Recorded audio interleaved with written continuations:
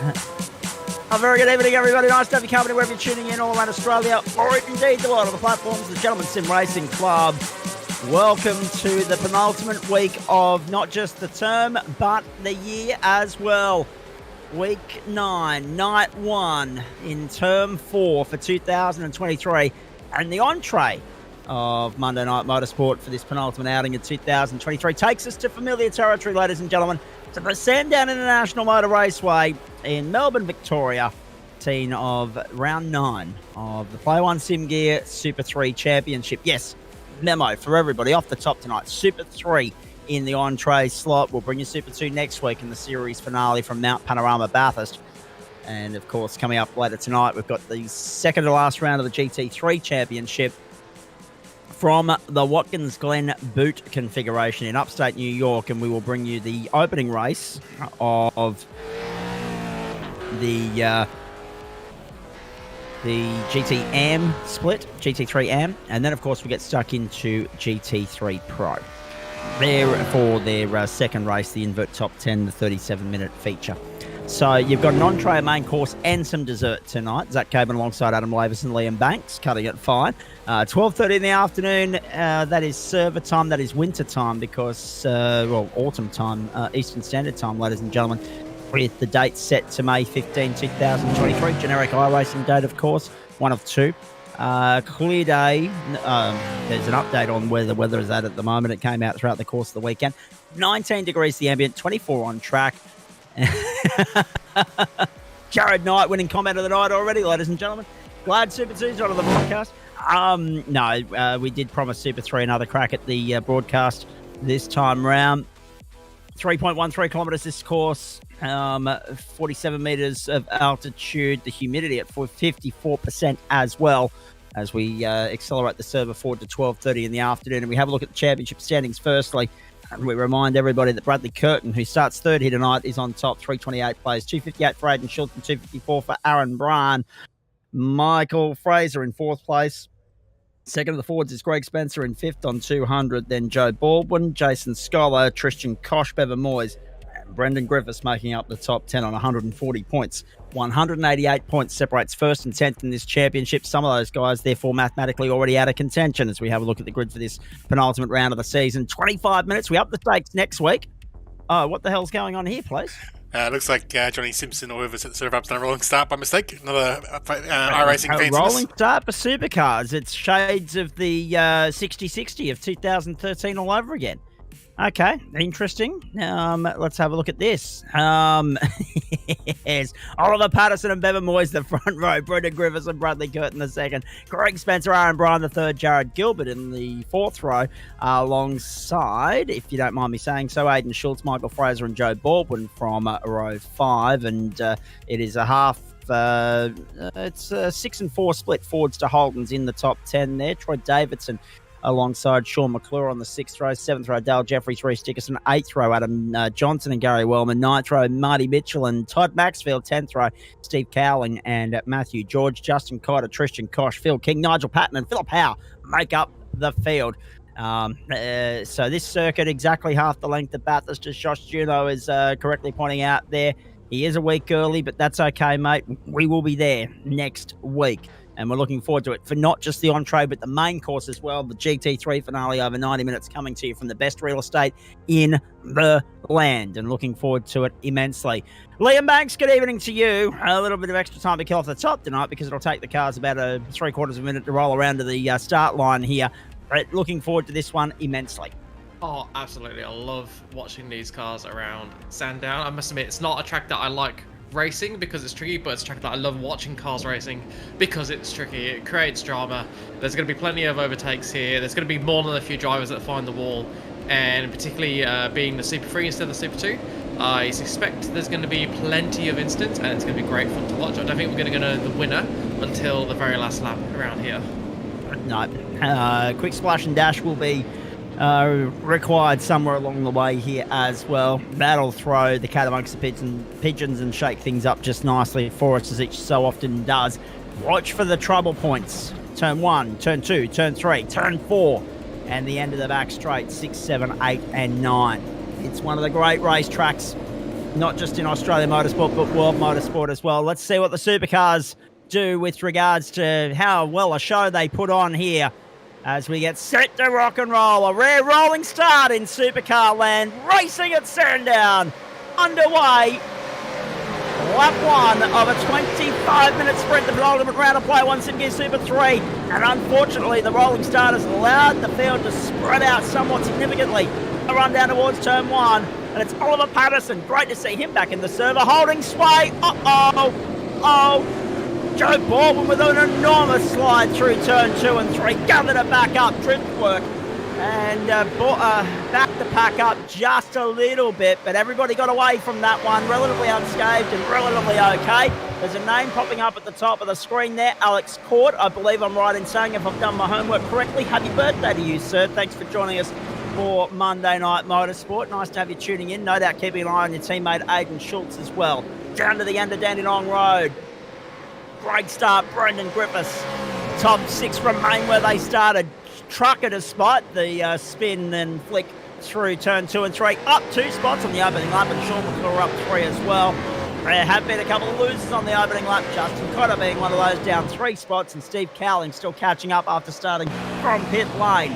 So Cotter and Cowling bring up the tail and toe of the field at the moment as we head back to the front. Oliver Patterson under pressure from Bevan Moyes, Brendan Griffiths under pressure from Bradley Curtin, and Greg Spencer's got a chasing pack 4 deep on his tail at the moment. And the interesting thing here, Banksy, is that Curtin's managed to put 1.9 seconds between himself and Spencer already. So the top 4 and then a little bit of daylight. Yeah, so often we see a lead pack breaking away, almost like in a peloton race with the cycling, and they tend to break away quite early in all the categories we see at this gentleman's in racing, except for maybe the V's, because those things are just insane. But yeah, not a surprise there. Good to see that is a group of 4 though. That means we're going to get plenty of action at the front. There's a couple of drivers going wide, including Joe Baldwin in the all black car, and Schultz in front of him, just struggling to stop it there, and they're going to struggle to stop it at the bottom of the hill as well. There's going to be more than one car ending up in that gravel, because it's very, very difficult. You're coming down the hill, you're turning at the same time, and you're going to make mistakes, no matter what quality of driver you are. This is Bradley Curtin. He's one of the highest quality drivers, the 4th highest quality driver at the moment in the field, and he's chasing down Brandon Griffiths for a spot on the podium.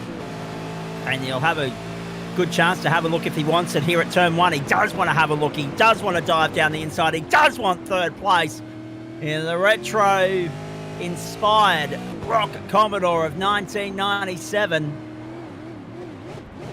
That's a throwback and a half for all the Brock fans, and then some. Off track goes Jared Gilbert, drops down to 10th place, displaced by Joe Baldwin up to 9th. Sean McClure's jumped up nicely up into 8th place, and Schultz to 7th. This is what happened to Adam Johnson at turn 1.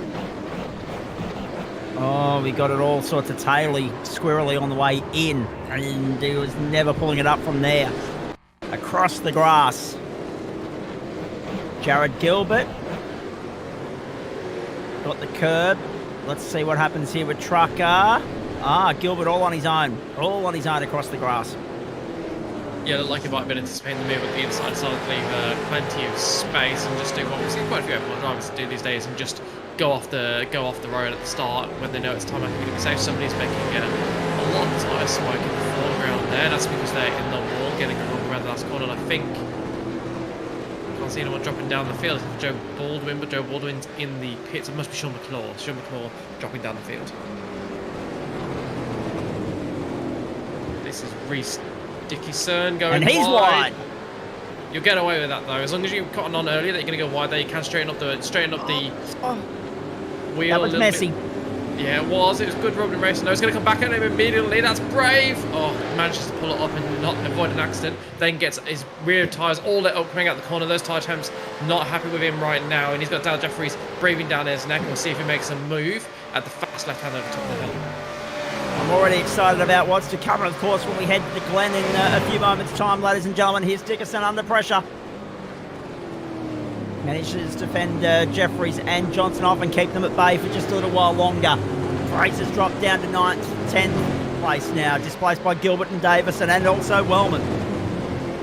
In comes Greg Spencer at the end of lap 4. Is that a little bit too early in the caper? We'll find out in due course. But yes, already excited about going to the Glen once we're done here, ladies and gentlemen. We know how fraught with danger that racetrack can be at the best of times. GT3 and Vital Stage of their championship will bring you race 1. GT3 Pro pivotal point of their championship will bring you race 2. 107.79, the fastest lap of the race thus far. It belongs to Bevan Moyes. Off goes Adam Johnson. Bring Adam Labus in at this point in time. We eagle-eyed viewers here would be noticing a few throwback liveries, Sandown synonymous with what they call retro round, and we've gone retro here at the GSRC as well tonight, mate. Good evening to you. How you going, Zach? Good evening. Yeah, just a couple of guys in the Discord. It's really the idea. I just said who would be interested in just doing a couple of retro liveries for the final 2 rounds. So, given we are using the retro car, it kind of makes sense. So, a couple of guys have done a bit of trading paint shopping and got a couple of different liveries on tonight just to have a bit of fun. No, they've certainly come up good. There's no doubt about that. Aaron Bryan in 5th place at the moment, holding off Aidan Schultz on the run down to turn 1.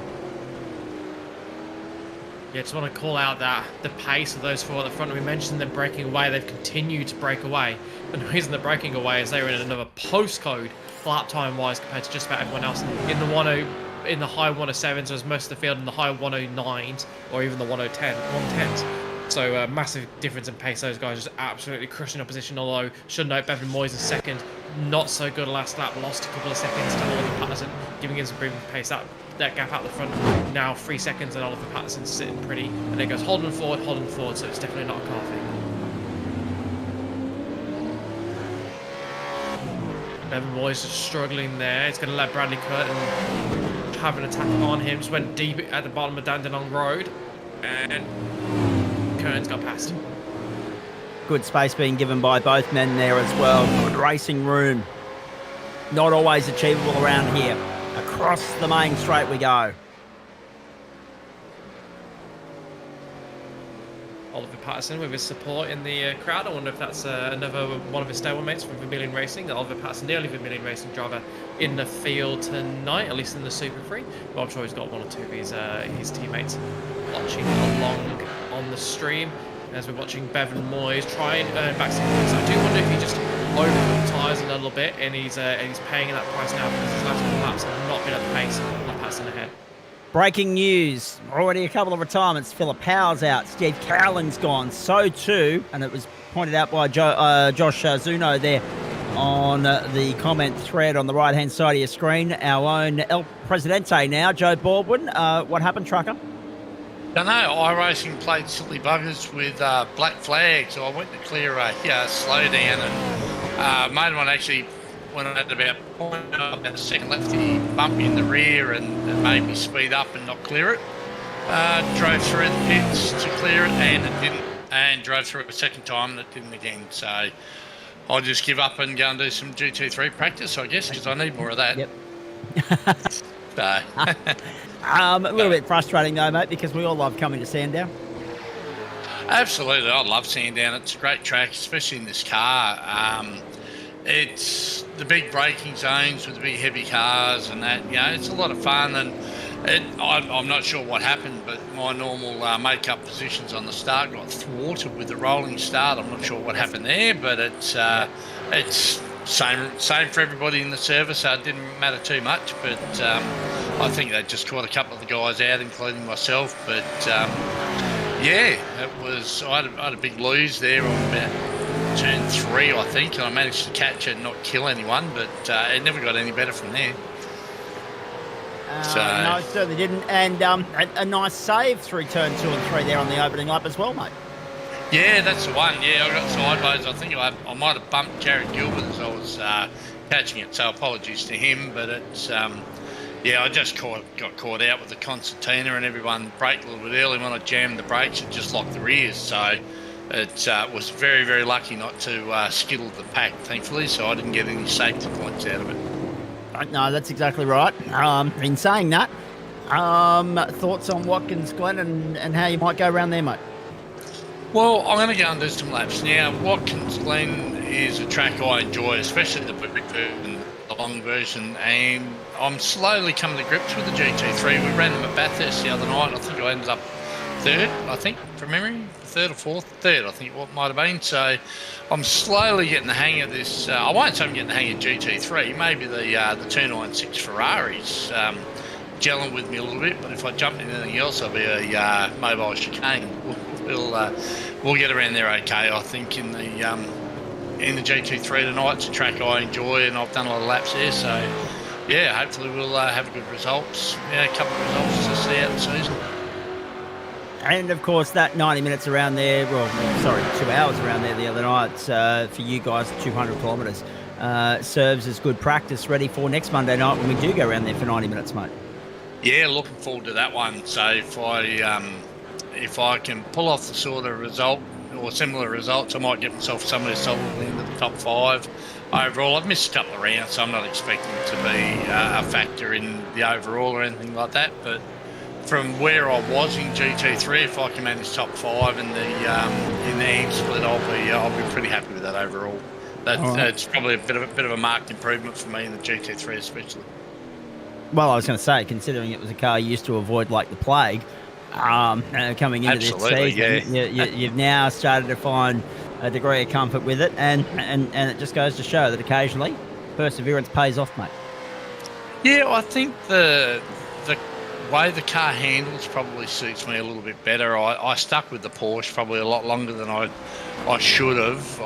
When they updated to the 488, I refused to buy it because I'd not long bought the other one. So, but with the new 296, it's obviously just something that suits my driving style a little bit better. We got one on Gary Wellman in the defence there. Yeah. That's unfortunate. Jared Gilbert, actually. Oh, Jared Gilbert was. Gilbert. Yeah. So that car of his, Joe, is looking seriously worse for wear, unfortunately. Gave it a good clout. Rear end front contact, I'm pretty sure. Have a look at this. He's been wide there by about a car width through that whole section, and he's jumped over the curb. So as it's turned in, it's just broken the rear loose a little bit, got him wide, and that outside curb has just been a little bit too much for his right foot. And it's happened again with bang. That's a replay. So that's basically still carbon copy of what Jared did.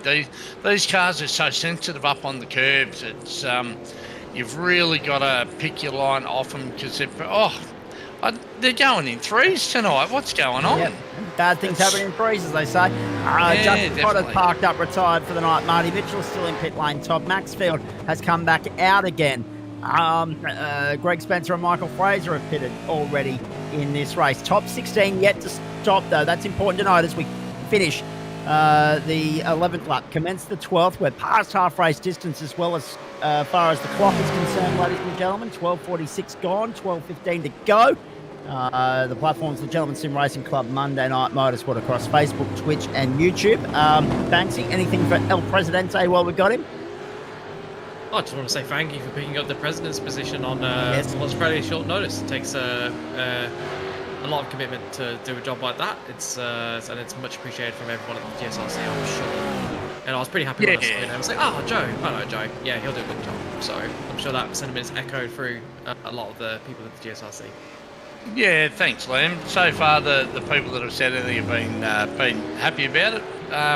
Like I say, it is a club for the members. So if there's any of the members out there that have got ideas or anything, by all means, contact me. I'm there on Discord.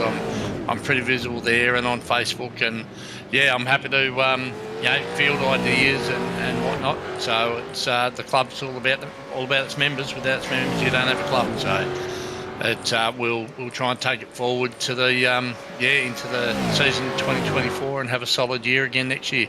And we've had with the different presidents we've had in the chair, we've had a solid 3 years right since COVID took its toll, I guess, on a few heads, and they were happy to step back into a race role. So we needed somebody to step up there. So I guess I'll have a crack at the chair. Yeah, awesome. And have we got anything unannounced coming up that we can tease for anybody? We do have a couple of things in the works. One, I'll drop one this week. The Race of Champions is coming back. We ran it in the middle of the season last season. It was sort of what about this idea? How do we like this idea? And And it was picked up very quick, and because I mentioned that I was put at the head along with Nick Fay, the artist, to organise it, and I think we had a cracking show for it last year. It was really fun. We did it on a Sunday night, didn't we? We did, yeah. We had 3 races with some oddball combos and tracks. Like we ran the what are they? The little Aussie racing car things. That's right, the legend cars yep. on a rally track, and right. we just did different combinations to test people's skill levels. And Brenton Hobson just smashed it. I think 2 out of the 3 races he smashed it, and the third one he did it in a canter. So, he did, but I've actually spoken to Brenton, and he's, whilst he hasn't been active with the club much this year, I've invited him back to defend his ROC crown, and I'm sure there's a lot of guys, when you got the likes of Denchi and Merritt was terribly unlucky in the race last year. He sort of got messed up in the rally portion and just couldn't make the points back. So I'd certainly look for John to be strong again, and there's a number of guys that have come into the club and are pretty strong, so I believe that one's going to get organised for probably the week after the general races in December, and we're going to have a big one that we'll announce probably in the final week for early January. So that'll be another one that'll be I'm sure a lot of people will want to get involved with that one, but we'll keep that one under wraps just for another couple of weeks. Are you telling me that I've got to come back from holiday early, Joe? Oh, you might have to, Zach, I reckon. We'll remote control you in there with the phone. We'll do something, I'm sure. We can have that discussion, I'm sure. Good on you, mate. We'll let you go and focus on GT3 and get back to the closing stages of this supercar race. Thanks for that. Bad luck. Thank you. There he is, Trucker Joe Baldwin. Always of great value when he drops by Central Commentary. Back at the front of this race, Oliver Patterson in control. 6 seconds back to Bradley Curtin. Aidan Schultz has moved up to 3rd place, but the field isn't yet cleansed. First of those 2 are stopped is Bevan Moyes and Brandon Griffiths, 4th and 5th place. Oliver Patterson coming to pit lane right now at the end of lap 15. And we're at the end of 17 minutes of racing, ladies and gentlemen. So 8 minutes to go. And I'd hazard a guess easy 7 laps coming your way here. Once we have a look at where the clock's at. Schulte across the line takes the effective race lead, but is yet to stop. So, the field's slowly but surely cleansing. Lap 14, 15, and now lap 16 will see some good pit activity.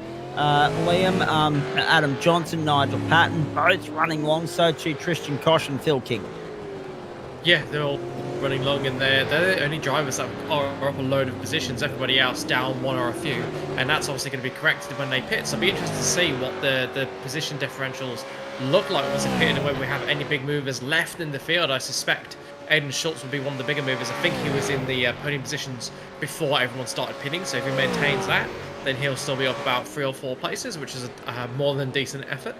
And I like how you hinted that you might not be keen to come back for some big special event in January. We all know you're going to be frothing at the bit. There are a few weeks without any motorsport to commentate. You'll be dying to come back, I'm sure. Oh no! To be honest with you, I quite look forward to my summer escape from the world of motorsport. It gives me an opportunity to switch off and focus on other assignments like the cricket, but that's okay. Yeah, exactly. Aidan Schultz into pit lane now. The only thing that would prevent me from coming back is, don't forget to hydrate, guys. Yes, that's a very good point. Thank you. I'm actually on a nice hot cup of coffee at the moment, a caramel latte, quite frankly. So I'm doing my best to keep hydrated. There goes Dale Jeffries. I've got some other liquids, some juices and some waters on standby for once that's done. But in the meantime, the only thing that would deny me coming back, Banksy, is I've got tickets to day 1 of the Australian Open, 13th, 14th, 15th of January. I'm going to be MIA in Melbourne. There goes Gary Wellman. Oh dear. So wild. Wellman's had a moment. And another one. He definitely got his coffee intake right this day, otherwise he would not have that been aware enough to keep that out of the wall. I'll say caramel latte is a good choice. I can pop that. My drink is sadly empty. I do wish I had a bit of port with me, but my port is out. So you can make it that hang one. on. Gilbert under pressure here. Gilbert under pressure. And down the inside goes Adam Johnson. Job done. Johnson to 13th. Gilbert back to 14th. Phil King comes out and cleanses the field. Let's update you on the fact that we've got 4 retirements thus far. Cotter, Baldwin, Howe and Cowling. Everybody else still running. Oliver Patterson. Curran. Oliver Patterson started lap 18. Let's have a look at this for Michael Fraser. So Patterson on 18 has got 1.5 laps on Marty Mitchell, just about to start lap 16. Yeah, I just want to call out that move from Adam Johnson that we saw on screen. You saw how he hit the curb on the entry, and he actually really had to correct and straighten up the wheel, and then start turning again to counteract spinning. I thought that was some really good driving there. I don't think he intended to hit the curb on the inside when he went for the overtake, but he adjusted correctly so that it didn't hurt him. What you're seeing a lot of these drivers, these cars can take curbs, but they don't like to. So when you take the curb, you have to be aware and set up to take the curb, and that's what he did. He knew he was going to hit the curb, but he adjusted, and he saved himself from what could have been a spin, very much like the 3 or 4 replays we've seen since that overtake. So that was good driving from Adam Johnson. Although he's just lost the position back. It's Jared Gilbert. Jared Gilbert's on the end, outside. Adam Johnson on the inside. That's lovely from Gilbert. Move around the outside. I kind of want it sound down. Take that off your bucket list, mate. That was fantastic. It's very rare that you can make that work to your advantage. But Gilbert's been able to find a way. Very nicely done. Oliver Patterson's out to a 5.5 second advantage here at the moment. We're inside 4 minutes to play. It'll be at the line. I'm just keeping an eye on where Patterson is on the racetrack. I reckon it'll be 3 to go at the line. He's only halfway through. Whoa, jeez. He's only halfway through lap 19 as we speak. And there are 3.5 minutes on the clock.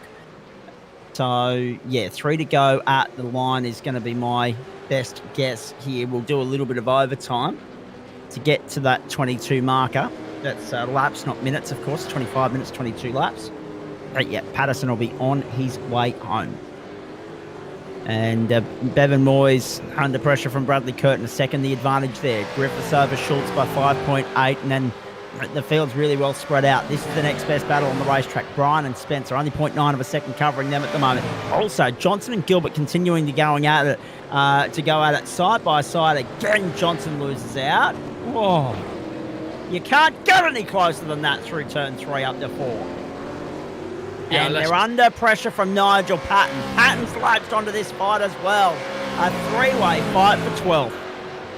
Yeah, that's what we'd love to see, with only potentially 2 more laps remaining after they reach checkered flag again. Looks like Adam Johnson, if anything, is under more pressure from Patton than he is putting on Gilbert. Gilbert having a good lap so far, despite being having Johnson right up his tailpipe in top corners 2 and 3. He's pulled out that advantage, and that was Patton and Johnson side by side, unless I'm very much mistaken. This is Brian and Spencer side by side. Brian on the outside, Spencer on the inside. Job done into turn 1. Lovely, definitely one of the best overtaking opportunities on the track. Indeed it is. Closing stages, round 9 of the championship. An extra 20 minutes await these guys next week when they get to the Mecca. It is Mount Panorama, and that'll most likely be 22 laps ahead of them there as well. 21 at best. Just roughly going off calculations before we get there. Across the main straight we go. Patterson, Moyes, Curtin, Griffiths and Schultz, the top 5. And Patterson will have the white flag in the air next time by the line. Yeah, he's done a really good job controlling this race. Built that lead early, had it out to 3 seconds within a couple of laps. Had it out to 6 a few laps later on, and then he has just pegged his place out there. Stayed in the low 1 minute 8, so about half a second off the fastest that we had during the race. Definitely not quite at the ultimate pace, but fast enough to be the fastest on the track pretty consistently. And that's just the sign of a racer who knows what he needs to do to win the race and isn't doing anything more, not adding any extra risks that he doesn't need to take. So hopefully I'm not... that was certainly a line through there. A little bit of a wiggle out, which just shows you he is still pushing, but I dare say his level of risk is such that he knows he's going to get that car home safe, and if it's not, well, we'll find out within the next couple of laps. Patterson to start the final lap here. What an emphatic performance it's been. Oh, nice to see Barney on deck on a Monday night. Thought he'd be taking the night off, actually. He has done that in the past. Whoa! Round goes Sean McClure. And off the road back to 16th he's going to go. Patterson doing well to avoid lap traffic. on his way through. Back to this battle between Spencer, Brian, and Davidson. Spencer's got by Brian. Oh, Christian Koch in the wall. And that was only seconds after. Patterson had lapped him. And Greg Spencer in pit lane. Not sure what's going on there, but that's not going to do his overall time any favors, is it? And yeah, he's going to pull down the order here. Gary Wellman's about to get past him, as is Reece Dickerson, and that's just going to continue tumbling down. Don't know if he had an incident or whether he's got some sort of penalty that he needs to serve, but he's coming back out of the pits now.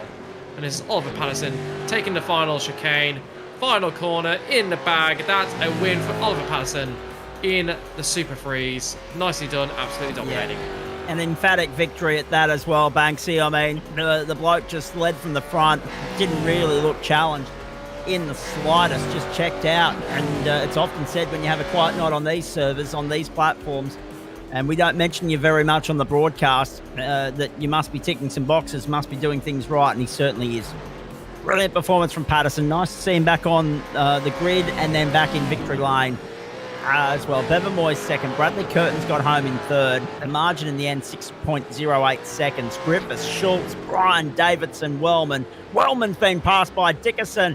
Dickerson's got by Wellman on the last lap. Wellman's limping to the line. Wellman's under in serious trouble there. He's lost 8th place. Dickerson's going to take it. Then we have a look at Jeffries. Whoa, lock up from Johnson. Does he leave the door open? Yes, he does. Oh, Gilbert's thrown it round into the wall.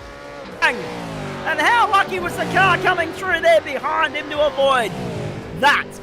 Wow. Well, he's going to get a penalty because he's just started up in pit lane and then just come out of pit lane as well. That's ridiculous. Suspect there might be more pain to come for him there. A sting in the tail for Jared Gilbert. Lit it up on the exit of the final corner on the final lap to finish in 14th. Patterson too good in the end. Then Moyes, Curtin, Griffiths, Schultz, Brian, Davidson, Dickerson, Jeffries, Johnson and Wellman, with Spencer, Patton, Gilbert, McClure making up the top 15. And only 14 home on the lead lap. That's a big talking point in itself. Yeah, about what we expected around Sandown? No, it's just such a difficult track in these cars. That's why people love it, because it is one of the real challenges in motorsport, and it's proven tonight for about a third of the field. In saying that, though, it probably does Jared Gilbert a favour, Banksy, because if they do throw a penalty at him, he can't finish any lower than 14th because he actually finished on the lead lap, whereas McClure did not. Replay. Highlights of the race coming up on your screen now. We ride with Aidan Schultz from the outset. And it was fairly hectic in the opening stages. We've already heard what happened to Joe Baldwin. Relive this moment as they get to turn 1. Watch Baldwin closely as they head down to turn 2 and 3. Oh. He got crossed up. Looked like he was going to slam into the back of Schultz, so he had to pull himself up. And then almost in the line of fire was Jared Gilbert for the first time tonight. Yeah, and you can see after the spin, the car twitching a lot. It just did not want to do the input that he was putting in. He was telling it one thing, the car was going, no, I don't want to do that, mate. And they're having to find a compromise throughout this corner. He did well to actually get back in control and not lose any more positions, but then the race didn't go to plan from there either. Didn't mean we got a nice chat with him. We got a nice teaser to some things coming up. Nice to see the race of champions is coming back, and got a teaser for the final round of championships. We're gonna have to come back and watch the stream again, at least for that, to find out what that event is gonna be. Indeed. I would suggest tuning in the grand final week to find what that's all about. Find out what that's all about, ladies and gentlemen. In the meantime, let's welcome in the top and tail of those that finished on the lead lap here in Play 1 SimGear Super 3, ladies and gentlemen. Round 9 of the championship done and dusted. And of course, we're 26 minutes away from the commencement of play in round 9 of Waste Options GT3. We'll be bringing you the AM split race first up, the Pro split race second up. Massive Monday night on these platforms. Hope you can stay with us at 20 past 8 Eastern Daylight Time. Young Oliver Patterson, welcome back to the server. That's number 1. It's been a while since I've seen your name pop up. Number 2, what a way to return. Straight back to the top step of the podium and by 6 seconds. Well done, young man. Yeah, thank you very much. I just thought I'd jump in and see what you guys did in here. I didn't know. I think there's a Super 2 as well, right? Correct. Yeah, so I was just going to see if I could put my name in, maybe get upgraded. I'm sure they'll have something to say. Yeah, I'm sure they'll have something to say if I go into the next one. But yeah, really good. To be fair, if you get a transfer, Bevan Moyes has probably got to go with you, mate. Not normal that we'd see both your names associated with a dev split as opposed to an outright pro split. But in saying that, it is nice to see you. Talk me through 25 minutes around here. Obviously, these cars, they're a mongrel of a thing. They're a challenging car. It is old school, but this is one of the racetracks they're synonymous with. Qualifying's key because you need that clear real estate early in the piece, and you used it to your advantage. Yeah, I can't really say too much. I think I didn't really do much setup work. Like I was preparing for the last round, and then I didn't do it, so I just used that setup.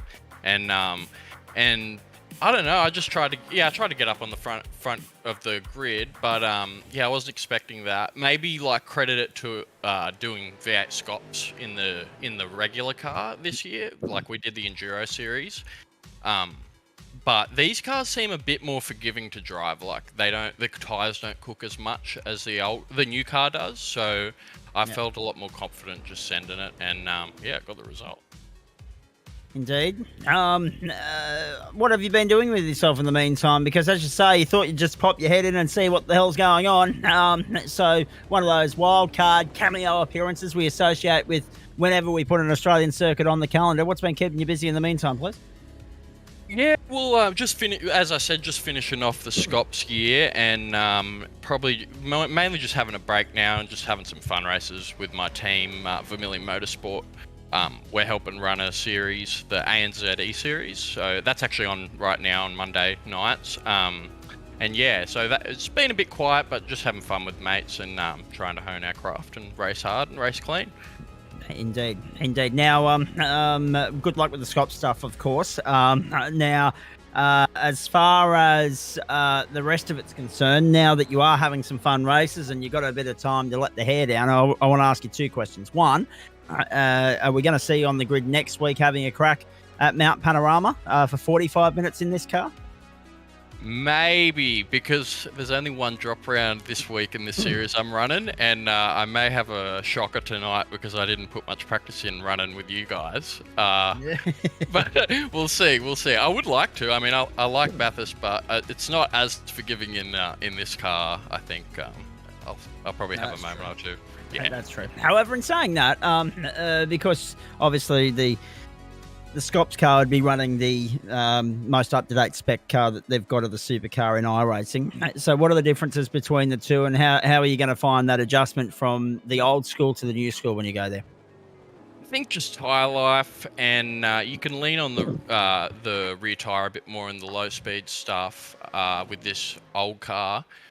The new car is very easy to fry the rears, and you really just can't lean on the rear tyre much before it just gives, maybe 2 or 3 laps and it's gone. So yeah, it was a bit of refresher. It was just fun to throw this thing around and not worry about that.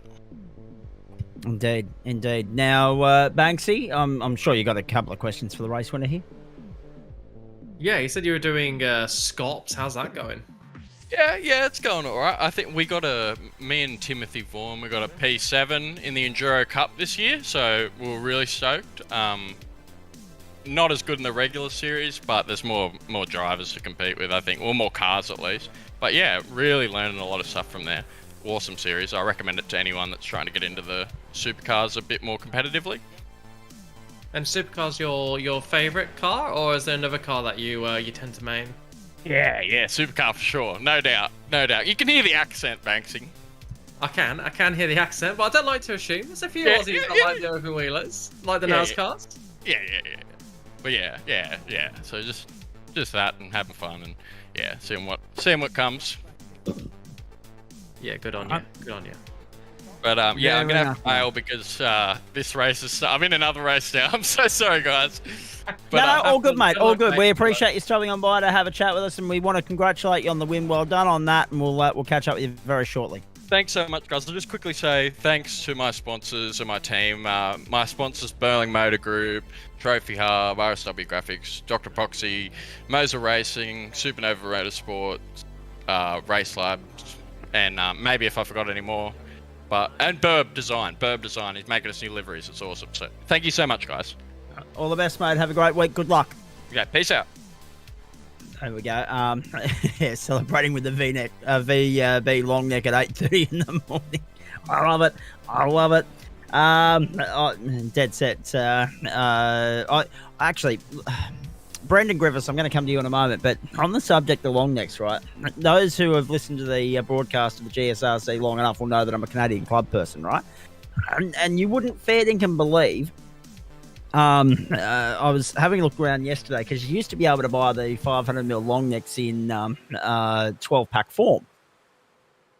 You wouldn't believe how much dearer it is to buy them per litre than it is to buy the 24 case of cans. I don't see the appeal when it's the same product coming out of the only thing is for me, I can assume that you're only paying for the glass. But if that's the case, you're still only getting 10 cents a bottle back at the return and earn. It doesn't add up to me. So I'll stick with the cans just now. Thanks all the same, Canadian Club. If anyone, I have contacts at the great organisation. If they want to get around the Gentleman Sim Racing Club and support us in the same way that Sprite and Cider do down in Tasmania, all the more for it. In the meantime, Brendan Griffiths, let's bring you in. And say congratulations on a top 5 finish, mate. 4th in the end. Was that the best you were able to bring to the table tonight? I probably could have been a little bit more aggressive, but I've already had a couple of rounds that I missed at the start of the season, and last week I had some technical difficulties at Chicago. So more about turning that qualifying pace into decent race pace this week. And as far as the race was concerned, mate, wasn't straightforward for one of your team. We saw a couple of drivers run into a little bit of trouble as we went there. But as far as your race was concerned, it looked, with the exception of the first couple of laps and everybody sorting themselves out and trying to find their own clear real estate, it looked relatively uneventful. It was for me particularly. I got behind Bevan and Co, and they had me a little bit on edge for the first 5 or 6 laps because I looked down at what we were doing lap after lap, and I'm like, this is my PB pace going into tonight's race. Like, all the practice that we had done, I was just dipping into the 108, low 108s. And for the first 6 or 7 laps, these guys were doing 108 flats, and it was starting to get a little bit sketchy for me in there. All right, very nicely done. And Sandown, a great track for supercar racing, but again, it's been highlighted by both Banksy and Adam tonight that it's not the easiest track in this brand of the supercar, in this incarnation of it. I haven't driven it in the current gen or iRacing's current gen, so I've maybe done 5 laps, but this was fun trying to figure out a setup for this. We've just been nailing away at it. And we managed to get ours to feel really good over the hill at Dandenong Road there. So that's where we want to have the focus of the setup feeling comfortable, and the rest just came to us. All right, mate. Banksy, anything to ask Brendan before we move our attention to next week and what's next? Yeah, any thoughts on whether you could have stayed with the guys ahead? There's a bit of a gap there in the end, but had you been behind Patterson, do you reckon you could have maybe kept up with him, or they just out your league today? Patterson, definitely not. That was gone. And we stuck with Moyes and Curtin right up until the pit stop.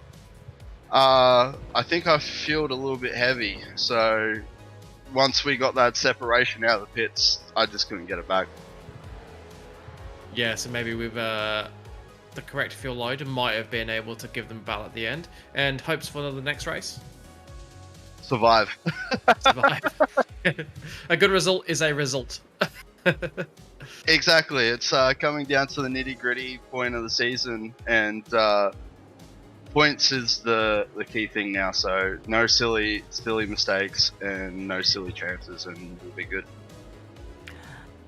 Bathurst next week, mate. I mean, we were just talking about the likes of Oliver Patterson coming in and being potential wildcard cameos. We suspect there'll be a few more of those to contend with next week. How do you navigate your way around that?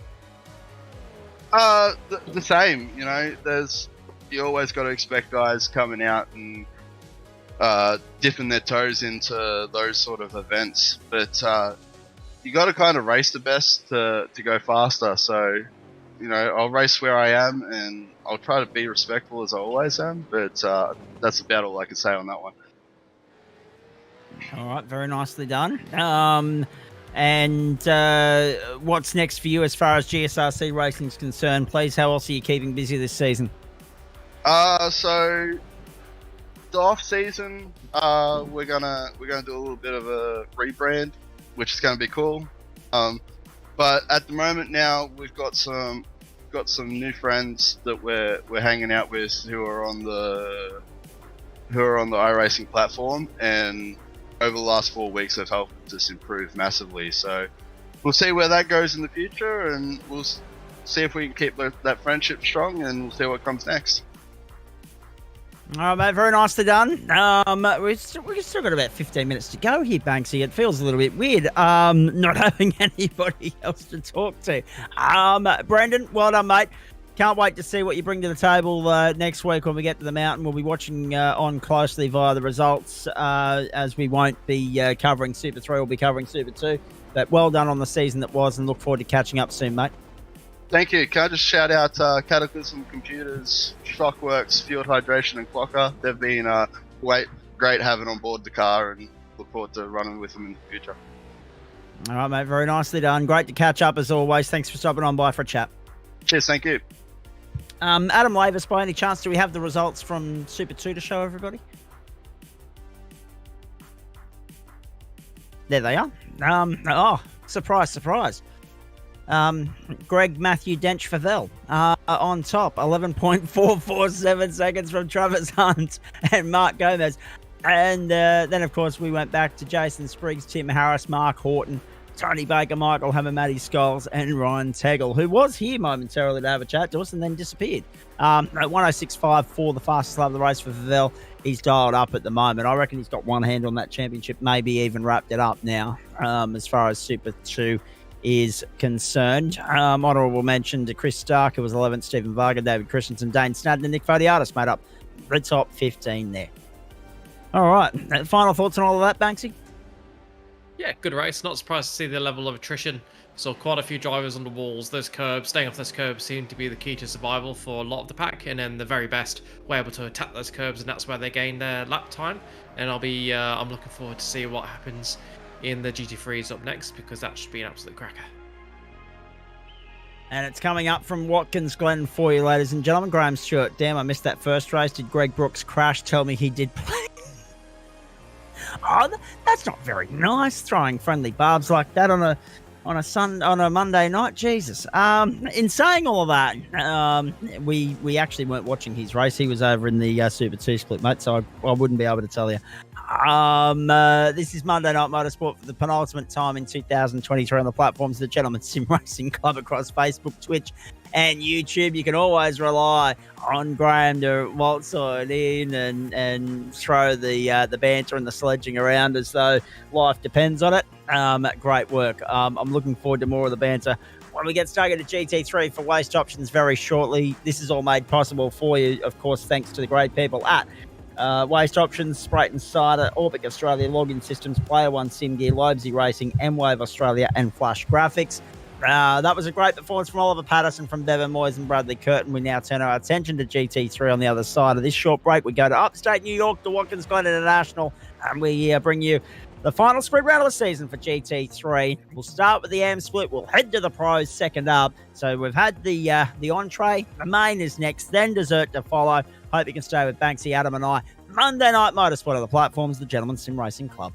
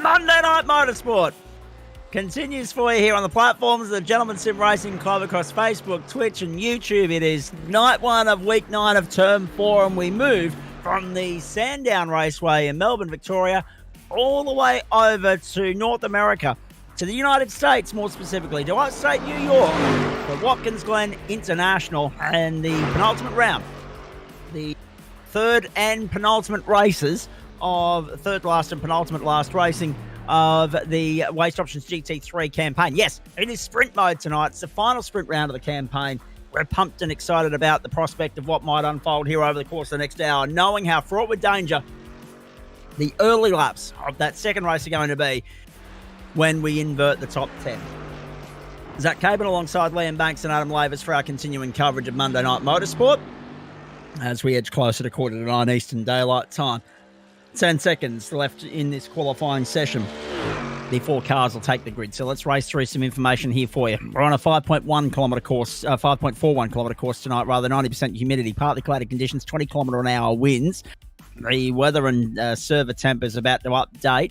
There it is. It's at 12 o'clock in the afternoon, November 19, 2023. Remembering full well that we're out of the summer observance in the United States now. We're pushing winter, therefore no daylight saving to contend with here, so the server times are a little bit earlier than what we're used to. We're running mid to late afternoon rather than late afternoon to early evening, and 20 degrees the ambient, 22 on track. Nice pleasant conditions for GT3 racing, and we're looking forward to bringing it to you immensely. Full roll-up lap tonight. Whose idea was that, please? That just extends out the broadcast a few extra minutes.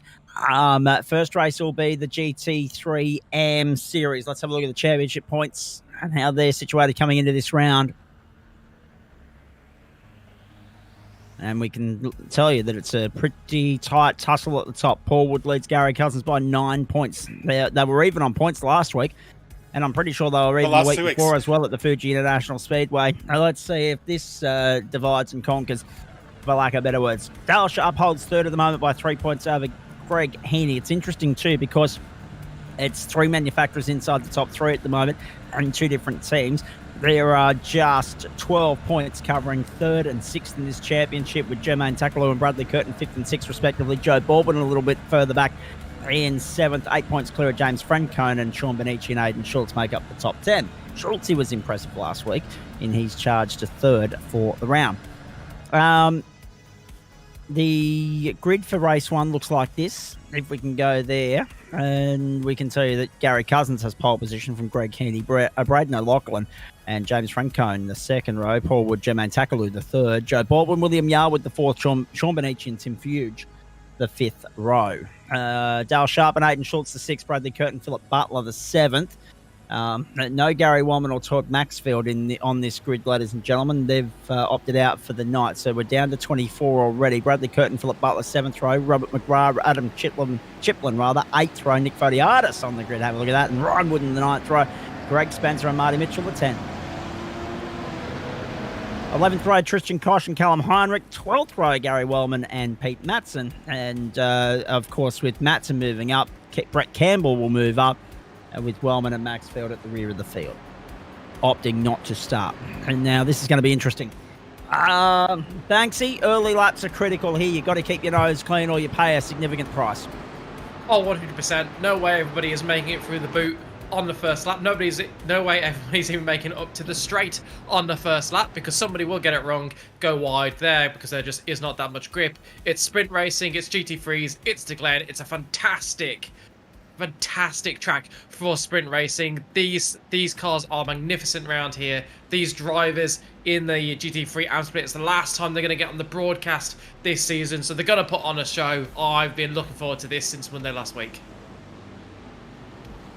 I've been looking forward to it since it was announced on the calendar at the end of last season. I love coming to Watkins Glen. We've never had a bad GT3 outing here, especially in sprint mode. A bad outing of just about anything around the Glen. Pretty much every series pops off around the Glen. Even though that shouldn't suit the tighter nature of the track, it's just such a good layout for racing, isn't it? It's absolutely splendid, and everything just works around here. Indeed it does. Well, let's get ready to rock and roll here, ladies and gentlemen. and this is the problem with the full roll-up lap, or the full formation lap here, ladies and gentlemen. It just gets us on the edge of our seat just a little bit longer. We've got to build the hype and the anticipation a little bit more. You start to get itchy feet, you get a little bit impatient waiting for the cars to make their way around at a slow and moderate tempo to greet the starter. Did you just call it like it's a race already? And he's down the inside. Yeah, exactly. It's a 14 race campaign, and with those 4 sprint rounds thrown in for good measure. So these are races 12 and 13 of the competition. The clock already ticking at 4:25. That will reset in just a moment. Remembering full well. There you go. 4x on the pace lap is a rite of passage for every true sim racer. I'm not sure they'd agree with you on that, Graham, but I like the concept. The clock will reset once we get going here. We'll get going for 12 laps, which is perfect timing because it's about 1 minute and 3/4 per lap around here. So that's 4 laps every 7 minutes. 12 gets you to 21. So we won't do too much in the way of overtime here tonight. And that's probably a good thing because we've got the GT3 Pro feature race standing by immediately following the conclusion of the penultimate sprint race of the season for GT3. And with thanks to Waste Options, main straight, green flag about to fly. Monday Night Motorsport, main course. Let's get to work in upstate New York. Bang, away goes Gary Cousins. Bolts clear of the field. Running down towards turn 1. Paul Wood trying to squeeze down on the inside there. Thinks better of it. Now has a crack on the exit of turn 1. Gets through into 5th place. Displaces Joe Baldwin. Jermaine Takalou and William Yarwood arguing over the same piece of real estate. Up they go through the roller coaster. S-Bend section of the circuit. First time through. Clean thus far. Cousins, Heaney, O'Loughlin, Francone, then Wood. Then trucker Joe Baldwin all over the back of his teammate, pushing him along to the end of the back straight to the bus stop for the first time. Cleanly. Yep. Good job, Baldwin, finishing the warm-up race a bit early so we can get a bit more practice with the GT3s in, and it's paying off for him so far. He's in 6th place, right behind his teammate Paul Wood, like you said before, pushing him along and doing a good job defending from Jermaine Takalou and William Yarwood behind him, who are looking very, very threatening. I just want to call out into the first corner. There were 4 wide right at the back, and that's somebody off. Who's that? I think that's Chiplin. Yep, Chiplin's tumbling down the order. And that's Phil Butler with him as well. So it was Butler at the back. Butler was the last car in shot that you saw there. And, of course, Adam Chiplin's come unstuck on the opening lap as well. They bite the dust early here. Now, keep an eye out for how long it takes this field to spread out, ladies and gentlemen, to fan out across the circuit, because we know there are a couple of contributing factors that will help the cause there. But if they play follow the leader, it's going to be very hard to break the toe around here. However, if you start seeing positional squabbles, that will break the pack up into from one long train into a few different little trains. If you see incidents or driver error, that will also contribute to the cause. But at the moment, so far so good for Gary Cousins. 149.509 leads Greg Heaney, Braden O'Loughlin, James Francone, Joe Baldwin and Paul Wood to turn 1. Dive down there on the inside. What a set. Couldn't get the job done. On the outside, however, look at that. Dale Sharp gets by around the outside, up into 11th spot now. So Fuji in trying to get one, loses one. And Sharp the beneficiary there. And Fuji has got to be careful of the presence of Bradley Curtin in the meantime. And so too does Sharpie. Up the outside, Fuji is the sitting duck there at the moment because Curtin wanted to get the toe from Sharp. Couldn't. Sharp chopped across to lead the pack through. And in behind them is Nick Fodiatis in the Audi. Ah, an Audi. There you go. That's a rare sighting. No, Nick likes the Audi in GT3. That's his personal preference. Oh, well, I was going to say, there were two things rare about that. Rare, the sighting of an Audi, firstly, and the sighting of Nick Fodiatis, too. Yeah, it's good to see him in the server, though. Watkins Glen pulling out a fantastic numbers to the AMP split. 24 cars on track, 26 in the server. That's going to be strong, some of the strongest numbers we've seen all season. And a desk finale at Bathurst going to bring some strong numbers as well. This is Jermaine Takalou trying to defend from William Yarwood. Yarwood going from left to right, trying to find a way through. Can't do it here. Will be a make a making a lunge at the penultimate corner. No, he's going to have to hold off, probably down into turn 1. We saw a big lunge work on the last lap. Maybe Yarwood can make it work as well. And this is James Francone. He's under pressure from Joe Baldwin. Joe Baldwin's got past his teammate. Now looking at Francone to make it 4th position and get himself within a touching distance of the podium. Can he do it down into turn 1? It pulls out to the inside. Down they go, down the hill, trying to pick their braking point. Braking later than the other guy. Who breaks later? It's gotta be. There, he's got it done. It's Baldwin. His teammate's trying to sneak through as well. Get in touch. Just side by side of the hill. I tell you what, that was great from Baldwin, down up on the inside at 1, to hold the inside at 2. He'll be on the outside for 3, but he's got Francone coming off. Beautiful racing from Joe Baldwin. The Aussie racer boys swamp on Francone and the floodgates open. Here comes Tuckaloo down the inside as well. Gotcha. Francone loses 3 places in the blink of an eye in the opening sector of the 3rd lap. And off goes Paul Wood. Off goes Paul Wood. Off goes Paul Wood. The bus stops brought him undone. Disaster for Woodsy. Hero Down to 18th place. Hero to 0 in the matter of Every sense of the 20 word. seconds. Pulls off an absolutely blinding overtake on James Francone side by side of the corners, showing all of the composure in the world, and then gets it wrong at the bus stop. Oh, jeez. Big hit, getting the car unsettled on the entry. Think he tried to turn in and brake at the same time. Unsets her around, that's what we're going to see here, I imagine. Brakes there. Oh, he just hits too much curb. No, you didn't take enough curb in the first one. If you only half take the curb, right. it launches you. Yeah, that's correct. You're absolutely right there. Yeah, that's really unlucky. Really unlucky. So Francone doesn't lose as many positions as we first thought. He's actually got back into 6th place, under pressure from Yarwood, and also Schultz there at the moment. Greg Handy, 144.042, fastest lap of the race. O'Loughlin all over the back of Cousins at the moment. Down the inside, Tim Fuge having a lunge for 10th. Can he get the job done on Dale Sharp? Here's Curtin coming through as well. Have a look at the battle of the Mercs at the moment. Curtin hanging tough around the... Sorry, Sharp hanging tough around the outside. Displaced by Fuge. Got back to cover off Curtin. And Fuge finds himself in the top 10 again. Yeah, Down along the back straight towards the bus stop chicane they come. Let's have a look here. You've got to be careful through here, as Paul Wood just found out a few moments ago. And apologies, I had my 2 Aussie racer boys mixed up there. I didn't realise that Baldwin had already got by Woodsy. So Baldwin making light work of his teammate. And when his teammate's actually in the championship battle here, down the inside. Is that a move? Is that a move? Yes, it is. With very limited real estate to play with, Curtin squeezes down the inside and gets the job done. Yeah, on Sharpie. Further up, Jermaine Takaloo's got past Baldwin, so Takaloo making it 2 cars and 2 laps. First Francone, then Baldwin, and with Baldwin's teammate Paul Wood getting out of the way. That's 3 positions gained in 2 laps. Here's an absolute march. This is for the lead of the race. Harry Cousins and Braden O'Loughlin. O'Loughlin's on the outside, Cousins on the inside at the penultimate corner. And Cousins is holding on. O'Loughlin's got to be mindful of Heaney, though. 2 Porsches, a Ferrari, then a Porsche, Ferrari, BMW, 2 Ferraris, the McLaren and Mercedes making up the top 10 at the moment. 5 different manufacturers in the top 10 here at the Glen. Main straight, 4 gone, 8 to go at the next 8 or anything like the first 4. We're in for a treat. Uh-oh, trucker about to join Woodsy in the victims of the bus stop tonight. But Baldwin got away with that one a lot better than what Woodsy did.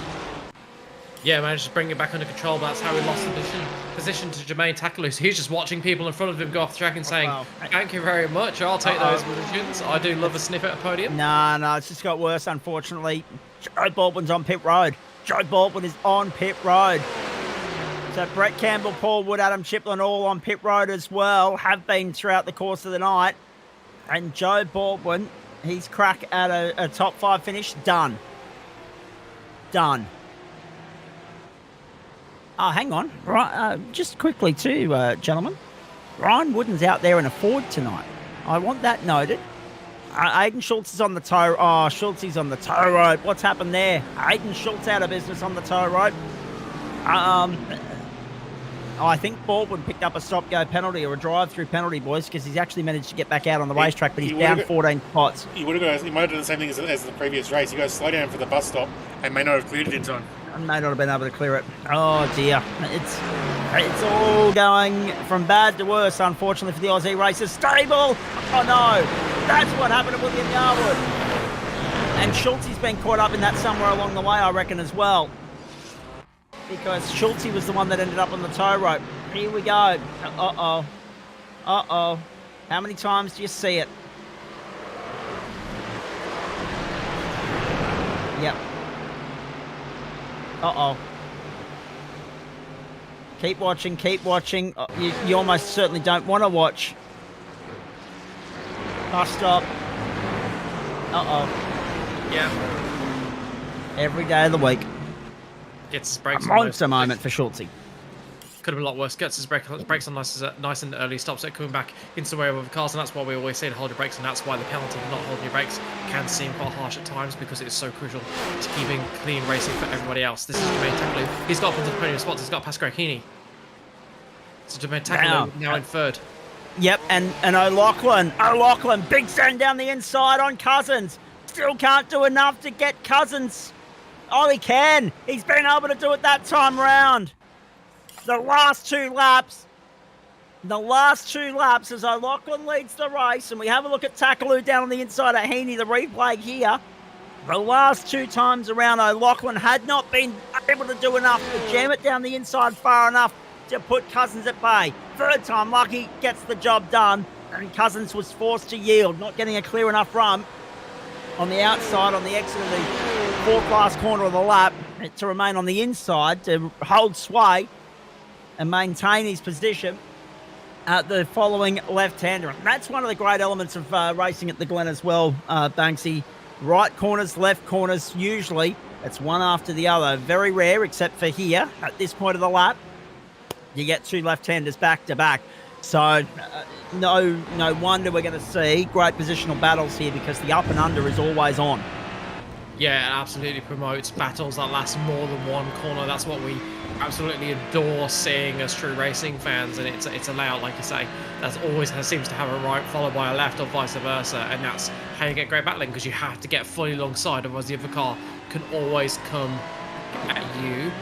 Greg Heaney is going to have to come back from fourth spot after being in the podium places since the start of the race, and actually Cousins, after losing the lead, he's now 1.2 seconds behind O'Loughlin already, so O'Loughlin showing off his pace, and Cousins falling into the grasps of Tacklew, who we know doesn't mind an overtake. He's already up 3 spots this race, looking to make it 4 and get into a position to potentially win this race after with only half distance gone so far. Can't believe it's only half distance. I was so excited when I saw the timing screen, and so we had another 10 minutes of this. This is Dale Sharp.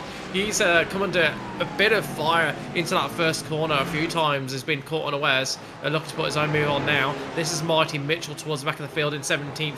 He's just ahead of Cam Heinrich, who is up 4 spots, and Philip Butler, who's down 5. So on a recovery drive, trying to get past these two drivers. There's Marty Mitchell. So, invert at the moment will go to Dale Sharp if things stay as they are, boys. But I think it's too early to say that things are going to stay as they are, because we've got another 5 laps to go. When they come back to the line, Tackle's all over the back of Cousins, under pressure from Heaney. O'Loughlin's bolted, put on an advantage, or a little bit of a bubble between himself and the rest of the pack now. It sits at 1.3 seconds, 1 1/3 seconds for O'Loughlin here. We've seen him do good things in this category in the past. We were actually in the server watching the AM split on a night that he took a race win earlier in the season. I think it was Road America. Back in the Porsche doing nice things here. It's a Porsche 1-2-3 at the moment. So again, that's the other interesting, fascinating element of this championship, Banksy. It's all Ferrari and BMW up the pointy end in Pro. But Porsche are flying the flag here just nicely in the AM split at the moment. Sure, Heaney and Wood are leading the championship. It's Ferrari 1-2. But Woodsy's fallen over in this first race here. The Porsches mean business, and they have been competitive, albeit without the points to show for it throughout the course of the campaign. Yeah, because they've been helped by the two Ferraris of Baldwin and Paul Wood taking themselves out of contention early on in the race. They were looking pretty racy before they both came unstuck at the bus stop. But yeah, those Porsches finally reaping their dues. It's been a quick car in the GT3s for quite a while, but just not on the ultimate pace this season. However, this is a tight, twisty track, and tight, twisty tracks do suit the Porsche, plus plenty of slipstream to mitigate a little bit of the straight line deficit.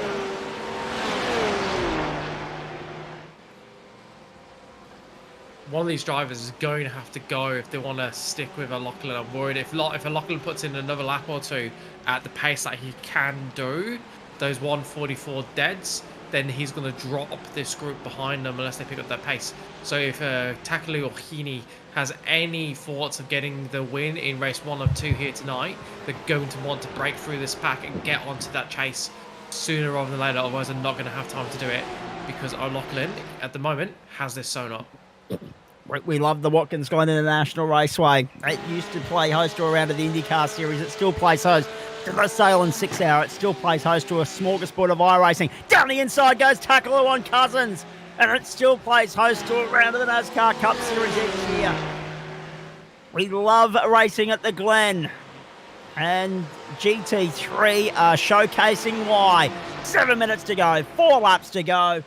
And at the moment, Braden O'Loughlin leads by 1.7 to Takalu. Here comes Cousins back down the inside, looking to get second back in this car race. Side by side, the bus stop. Whoa! Cousins had to just barely back out of that one. And that's given Takalu some breathing space. And it puts Cousins under pressure to Heaney now as well. Have a look at this. Remember, of course, coming into this round of GT3M, Paul Wood leads Gary Cousins by 9 points. Dale Sharp's a few back further than Greg Heaney. It's 44 points between first and fourth. We know Cousins will take the effective lead in the championship with where he is in this race. He's got his other 3 opponents covered. Greg Heaney's going to make in-rounds on Paul Wood. So too Dale Sharp. This championship is far from over. It's exciting. And of course, hold your breath sort of stuff, Banksy. Yeah, and of course that final round is an endurance round, which means extra points on offer compared to what's on offer for today. So very much going to be a live battle in the finale at Bathurst. It's going to be absolutely brilliant. Sadly, we won't be bringing it to you live, but of course in our post-race coverage we'll go over what the results are. I expect that to be a late one as we dive through the final standings for the GT3 Championship, both the pro and the amateur split. We will, however, be bringing you the pro split next week. This is the last time we'll have the amateurs, and they're putting on a fantastic show with even Ferdiadis getting involved in his little Audi, up 6 points, up 6 positions even, having a great race from 17th to 11th, looking to break into the top 10 and get himself a reverse grid spot for the feature race. He wants to do that. He's gonna have to defend first though, because he's got Greg Spencer behind him, an awful lot closer than Dale Sharp is ahead. So he's Ferdiadis in 11th, and Dale Sharp is next one up the road. He's under pressure from Spencer, Matson and Wooden, and if the floodgates open, he could easily lose 3 positions in the blink of an eye. We've already seen that happen once tonight. Matson holds down 13th at the moment. Ferdiadis forces Greg Spencer to go round the outside, go the long way round. He can't get it done. The lights ablaze so early in the afternoon in upstate New York. And Brian Wooden there flying the forward flag. So, actually, that makes a good point. Mercedes, Ferrari, Porsche, McLaren, and Audi in the top 11 at the moment. Ford and BMW beyond that. So we've got 7 of the 8 manufacturers available to us on track tonight in GT3 with thanks to Waste Options in the AM split alone. We only need 1 Lambo in the Pro split, and we got the box set covered, which is, it's been a while since we've seen that sort of variety here, Banksy. Yeah, it has been a while since we've seen that variety. It just shows how good the balancing is in GT3s and iRacing at the moment. I think it's probably the best since I've joined the iRacing platform, which was 2 or 3 years ago now. So doing a fantastic job, even with the addition of the Porsche and the Ferrari relatively recently. Down the back straight we go. O'Loughlin with a lap and a half to go and 3 minutes on the clock. Leads Takaloo, Cousins and Heaney. There's not much in this, the top four. It is relentless. It's good to watch. Now, actually, that's a good point. Has O'Loughlin made a mistake here, or has Takaloo just managed to catch him and bring the train along? Look at Takaloo. They're going at it hard and heavy here, the teammates. No team orders in place here. Looking at the lap times, I think it's just been some good lap times from Takaloo, Cousins and Heaney, because they're all in the low 1 minute 44s, which is not far from O'Loughlin's best.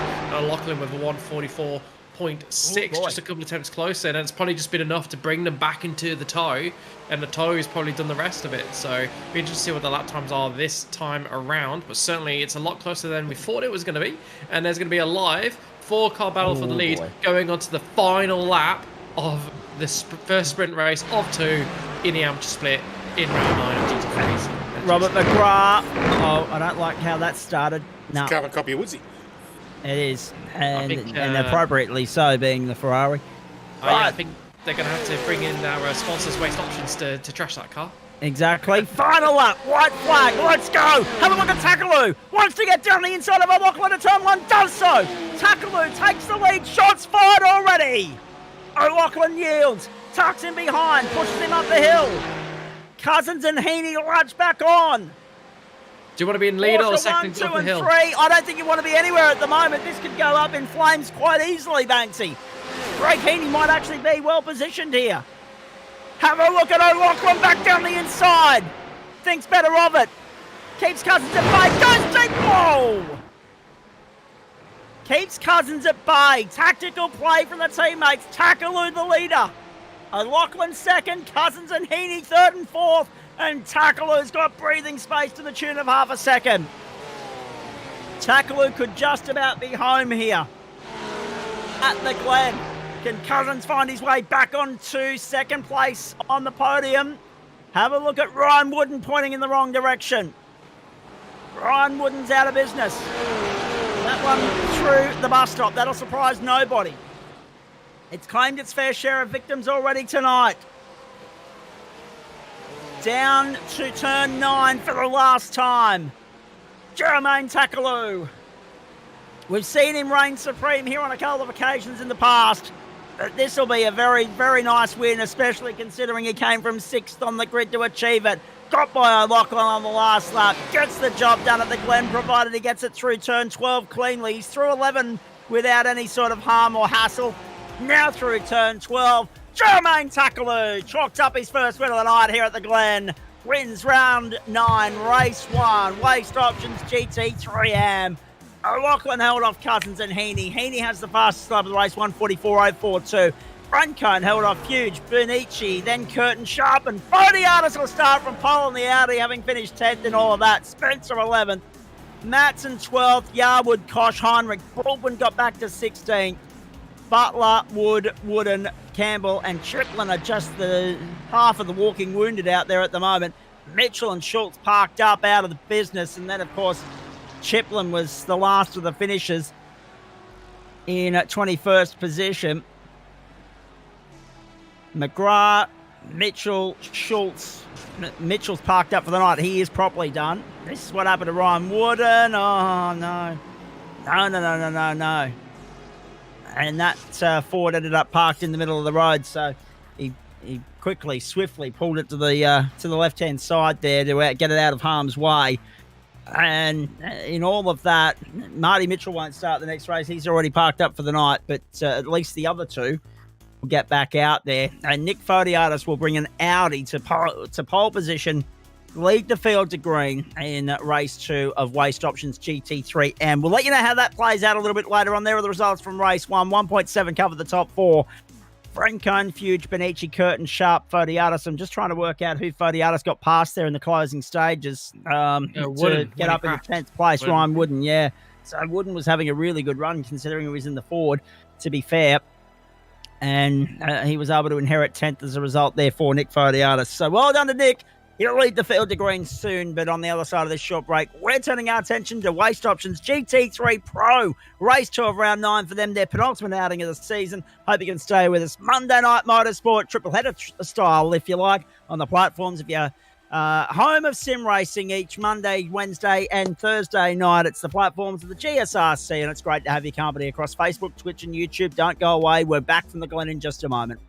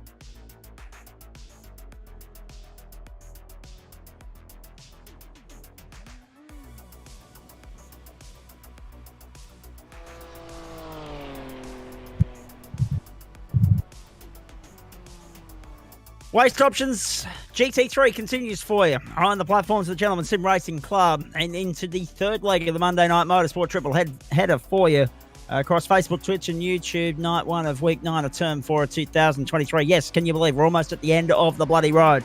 It has been a phenomenal year. Let's finish it off on a high. The final sprint race of the season for Waste Options GT3 from upstate New York at Watkins Glen International before the field descends down under next week. The grand finale from the spiritual home of the GT3 grand finale, going back to year one of the platforms of Gentleman Sim Racing Club, the famed Mount Panorama Circuit, west of the Blue Mountains in New South Wales. We've moved to 3 o'clock in the afternoon server time. That will update for you again in just a few moments at the end of the warm-up session.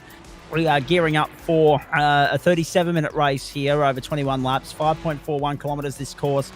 The boot configuration of the Glen, USA, New York, 34 degrees if you don't mind, ladies and gentlemen, at the moment, the track temperature. Actually, that can't be right. That's because the one thing's saying 19 and the other saying 34. So I'm going to go with what's on the right-hand side there, ladies and gentlemen. 19 degrees ambient and track temperature at the moment, 73% humidity, and we are ready to rock and roll. Let's have a look at the results from race 1 for you. In fact, the championship standings, before we get to that, the championship standings from last week going into this round before we got underway. Matt Dench from Simon Cox, 416 plays 353. Jared Knight, 289. Wayne Hewitt, 288. That's very much hanging on a knife edge. The battle for the final place on the podium in this championship fight. Then 269 for Nick Wood, 240 for Sam Chapman and Richard Mitchum. They're locked on points as well. Thomas Martin, 192. Matt Still, 181. And Daniel Hill, 148 points. Race 1 results saw Matty Dench. Sorry, we're going to go to qualifying first. My apologies. Make the picture for you. So Dench from Hewitt, Merritt and Martin and Turner. The big news here tonight is that Merritt and Turner are both in a Ferrari. They're both converts tonight. And Jared Knight was 6th ahead of Rick Vincent, Richard Mitchum, Nick Wood and Fred Kahn made up the top 10. It is only a field of about 19 or 20 tonight here at the Glen. Let's have a look at the race 1 results for you. And there they are. Beyond Stuart Thompson, there was just Dave Riddell in 21st place. And Matt Dench won by 9.9 seconds. Kid yourself, ladies and gentlemen. We're not surprised either. We are only, however, surprised by the margin in all of that, because to put 9.9 seconds on John Merritt, you have to be doing something right. Thomas Martin was 3rd, then Wayne Hewitt, Luke Turner, Richard Mitchum, Jared Knight, Fred Kahn, Nick Wood and David Baz. The big story came towards the back end of the tree with Rick Vincent 7 laps down, Dane Snadden 8 laps down, Sam Chapman finishing down 9 laps, Parry Anastargas and Stuart Thompson as well. So a tale of the walking wounded and a couple of early retirements, meaning that those blokes, Liam Banks, as we welcome you back to the broadcast, for them, the only way is forward. They'll be looking for improvement in race 2.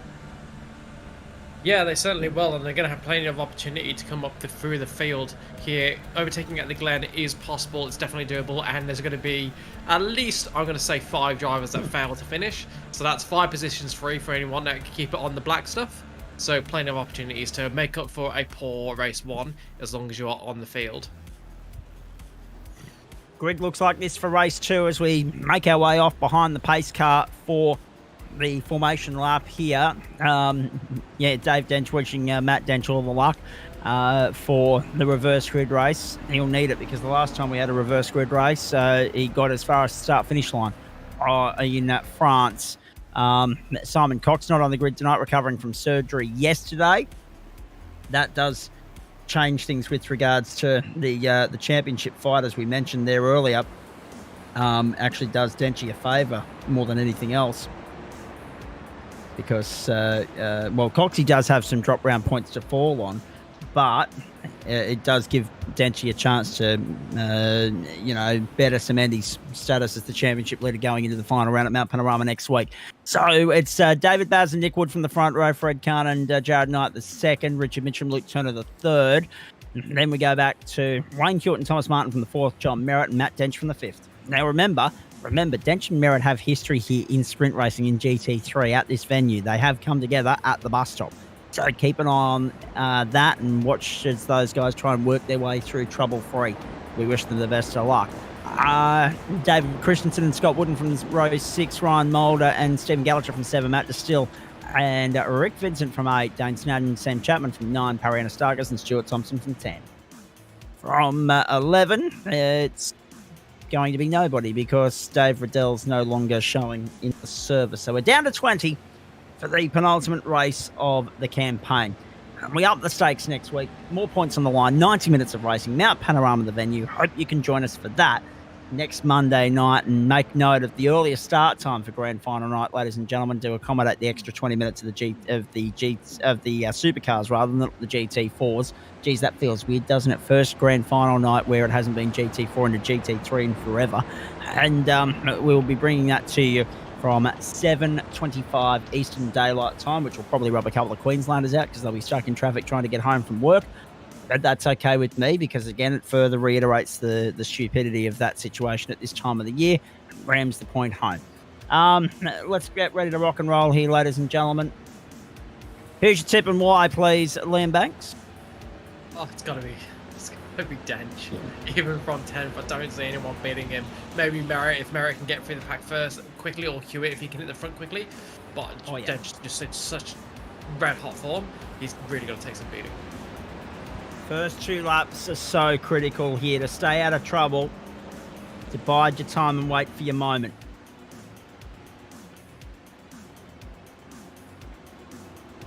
Pace car about to pull off. You have got Knight and Mitchum in decent positions. They can both spring a surprise. They've got wicked pace when they're on their day. Absolutely they do. And they've got wicked pace when they can buy clear air as well. But getting there and doing it is one thing. Then riding your luck at the back end of that is difficult as well, because this is the Glen. Expect the unexpected. Watch them already fan out as they stretch down the start straight towards turn 1. Race 2 of round 9 underway. As converts beautifully off the line. Hold your breath as they make their way up through the roller coaster for the first time. Clean run so far. Jared Knight following Nick Wood through. The Bimmers side by side. And now single file across the back straight. I can't hear any crunching in my earpiece, the sound effects mic at the moment. So I think we've avoided incident through the first sector, which is good to see. Bang! Not anymore! Fred Kahn bites the dust, and that was an enormous shunt. That car can't be going anywhere other than the back of the garage, I wouldn't have thought. You're right. It's the exact same as we see in the amp split. See that curb wrong, sends them the wrong way. As the leader, Wood, Knight, second, third. Knight down the inside. Shots fired early. Gloves are off. Knight, 1 second, takes it away from Nick Wood. Job done. We said at the Counters start. off Wood on the run down the back straight. Can Wood fight back? He'll be on the outside. No. Knight moves across to cover that off, Banksy.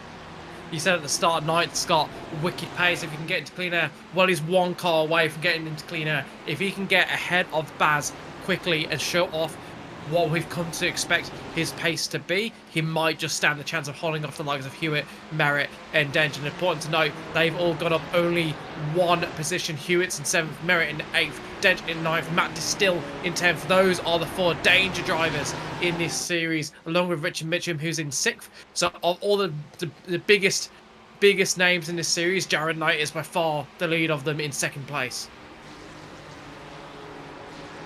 Knight well positioned early. Dench has moved up to 9th, Merritt up to 8th, and the moves there mainly by virtue of the fact that David Baz came unstuck. So Nat is still up 5 places into the top 10 on that opening lap. Also big moves from Luke Turner up 2 spots, Thomas Martin up 3. Rich Mitchum and Nick Wood both lost 1 on that opening lap. Wayne Hewitt remains where he started. David Christensen and Ryan Mulder have dropped 3 spots apiece. And Stuart Thompson brings up the total of the field of those still on track at the moment. Fred Kahn in pit lane. We won't have a fast repair. He'll be there for a while. Yeah, I dare say he is almost certainly out of this race after that massive incident. I just can't see how they're going to repair that. Oh, yeah. Curb all the way. Oh. The impact and the way it bounced off the wall so violently.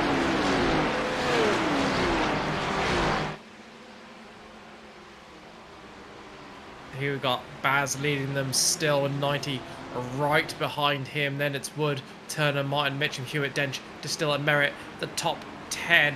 No one really breaking away yet. If you look down the field, the first gap over a second is Perry Anastakis to Ryan Mulder in 16th and 17th, which just goes to show that the entire field is still a single race pack at the moment. If you look at the track map, it just looks like a snake, and usually by the end of lap 2 we've got some gaps starting to appear, but it's just not happening here. Such is the strength of the slipstream around the Glen, and it just means we're going to get some brilliant racing throughout all of tonight. Quite a few drivers coming close to getting a slowdown. If you go off that curb on the outside, you will get a slowdown in turn 1, so they've got to be careful there. Some drivers really pushing their luck. Here we go. This is Knight shaping up behind Baz. Baz going defensive early, making sure he's got the inside covers. forcing Knight to stay on the outside. Knight not going to go for the move there. Can he carry more speed from here? No, Baz is taking that absolutely beautifully. Knight carries a little bit more speed into the entry of the long right-hander, but not enough to get up alongside, and he's not going to be able to use any sort of exit speed to get past Baz, which means overtaking opportunity is going to be few to come by if Baz keeps driving like this. Perhaps the best is going to be turn 1, and that's Luke Turner going off the track in the background, but not losing a position in this blue and yellow Ferrari, and to keep Thomas Martin behind him. What that has done is created a 0.8-second gap between Wood and Turner. And still they run. Line astern. Knight wants the lead, goes for it, dives down the inside at the end of the back straight, gets the better of Baz. Knight's the new race leader in New York. Nick Wood latches on. It's BMW, Ferrari, BMW, Ferrari, Porsche, BMW, Ferrari, Ferrari, Ferrari, Ferrari, making up the top 10. Merritt's dropped down to 10th place. Dench up to 8th. Line astern we go. Hewitt tucks into 7th spot there at the moment in the Ferrari. Chasing Mitchum. Trying to fend off Dent. Yeah, Who dives to pit lane first? That's what I want to know, but we're a couple of minutes away from finding that out. Crucially for Dench, he's ahead of Distiller Merritt, which are two of his main rivals in terms of race pace this season. It's not every race, but every so often one of those drivers can pop up and spring a surprise, make Dench really work for it. When Hewitt and one that can do that, and he's just ahead of Dench. So he's side by side with Mitch, trying to find a way past, but just unable to do so. And now he's got Dench bringing down his gearbox. Down we go. Hot Lap has the fastest lap of the race, unsurprisingly, 1:43.266. As they make their way through, Wayne Hewitt, we ride on board with him and have a look just ahead of him. Whereas Mitchum's having a look down the inside of Martin, couldn't get it done. They go off the NASCAR configuration of the circuit onto the bootleg. Make their way around one more time. This is lap 4 of 21. No platforms of the Gentlemen's Sim Racing Club. Final sprint race of the year for GT3, thanks to Waste Options. Thomas Martin bringing the train along, trying to latch back onto Luke Turner, David Baz, Nick Wood. So Luke Turner's latched back on here. Turner having a look down the inside of Baz. Turner wants third. Turner's going for third down the inside of Baz towards the end of the back straight. Gotcha. Baz wants to hang tough around the outside and will do so. And forces the issue with Turner a little bit longer. Nicely done from Baz. Turner bails out of that, opts not to get involved any further. Now he backs the pack up, Baz, on the exit of turn 10. That's allowed Wood to get some breathing space. The top two have bolted. Doesn't take much, but I said that was one of the factors to consider here, Banksy, with regards to how this pack would divide up and spread out across the racetrack, and David Baz just illustrated why. Down the inside, Mitchum on Martin. Martin on Mitchum. On the exit, Martin, Mitchum inside, Martin outside, Martin. Doesn't have to hold on for now. The gloves are well and truly off here. Hewitt all over the back of Mitchum. I'm coming back to you, Banksy. Want to follow this through to the bus stop? Will Mitchum be able to defend Hewitt and Dench? Here goes Hewitt down the inside. Dench just biding his time, waiting for his moment. Mitchum wants to dive down the inside. Have a look at that from Mitchum. Couldn't get it done. And Martin holds on yet again, despite an onslaught from those following. Want to know what 5 cars within a second looks like? You got that on screen going down that back straight towards the boot. Absolutely brilliant driving from the 5 of them not to trip up over each other, and also not to just break early and give ground that they don't need to give in the name of safety. None of them wanting to give an inch, but all keeping it clean. Absolutely beautiful. Just shows the quality of the drivers in the series. Dench goes wide there. That opens the door for Distill to maybe get a move down. They're going side by side down the back straight. Can Distill get ahead? No. Distill tucks in behind Dench. Just not enough of an overrun to get past going into the right-hander. And David Baz, just that defensive driving last lap, absolutely brilliant, and that's the name of the game for Baz here. He knows he doesn't have the outright pace of Knight and Wood. I mean, look at how much they've broken free already. Almost a second and a half than David Baz on the last lap with that defensive driving. But Baz knows he's got the pace to keep these cars behind him if he makes that car as wide as a bus through places like the bus stop. And that's his goal, because that's how he's going to get a good finishing position. He does not have the ultimate pace, but he can use his racecraft to try and make up for that. This is Luke Turner going down the inside. Close to contact, get away with it. Baz remains ahead. He does, and in the meanwhile, he's holding the pack up here. really is backing the pack up. Here's David Baz, Nick Wood and Jared Knight. The two Bimmers have bolted. 2.7 to the good here. And it's a race in 8. Behind him at the moment, have a look at this. Big send down the inside from Richard Mitchum to get by Thomas Martin. Goes out of the shooter, Turner and Baz now. The Bimmers have got some pace here. And Mitchum knows that. He'll be aware of the presence of Knight and Wood and the fact that they've found their way to the front of the queue and have bolted. He'll look to exercise that same sort of pace to his advantage. Hewitt down the inside. Oh, we fed Martin to the wolves, hung him out to dry. Dench up the outside of Hewitt now, having got past Martin in the process. Oh boy, have a look at Matt is still there as well on the outside of Martin. In behind them is Merritt. Is holding up the train still. Down the inside goes Turner this time by. Can Turner get it done this time by? No, he can't! Round goes Turner! Dench takes evasive action to the outside. Turner's putting the wrong way. Drops down to 14th. Unbelievable. Dench finds his way over to 6th place. Down into 7th now, goes to still on the inside of Martin to turn 11. Can he get it done? No, they come as well. It's all gone up in smoke at the Glen. I mean, absolutely poleaxed as he bounds back over the racetrack. That was Scott Wooden, I think. Oh my goodness me. 3 race-defining moments in the space of a lap. Turner's done, Martin's done as well.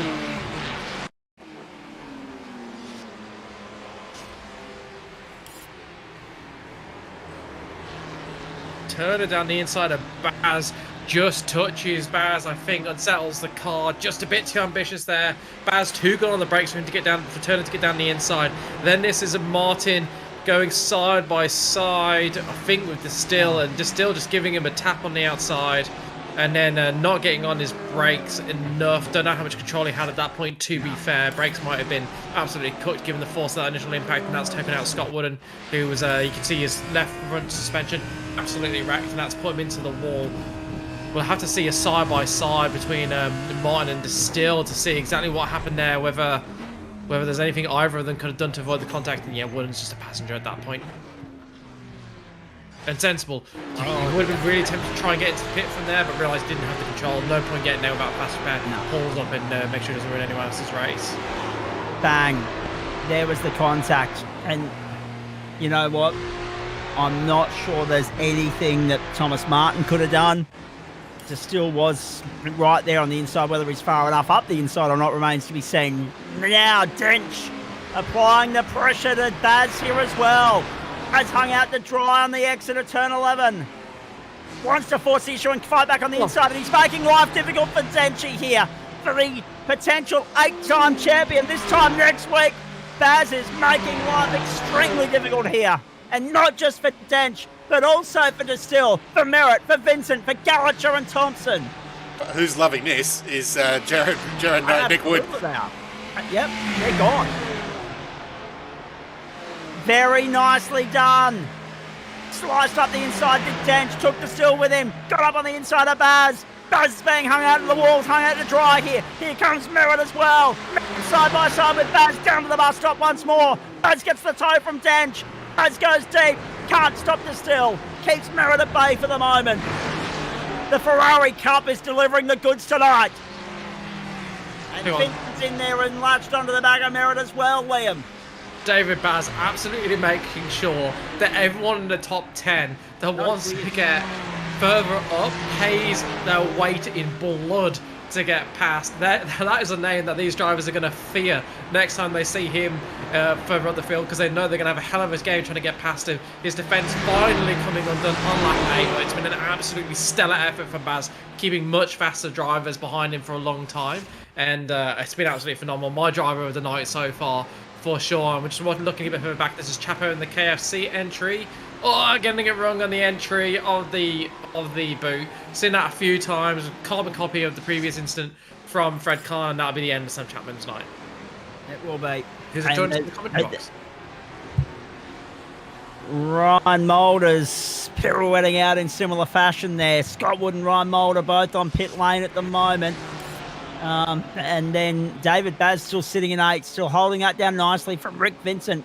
Fred Kahn's back out on the racetrack a lap down. Sam Chapman's out of business, 6 laps down. So those incidents that we've replayed you have been from a fair while back in the piece. We haven't been able to take our eyes off what's happening in the front. And now again, here Rick Vincent down on the inside of David Baz. And now Baz's drop down the order is complete, but not without some drama along the way and some excitement for us as well. So just a point of reference, every other fastest lap I put up to minute 43, but boom.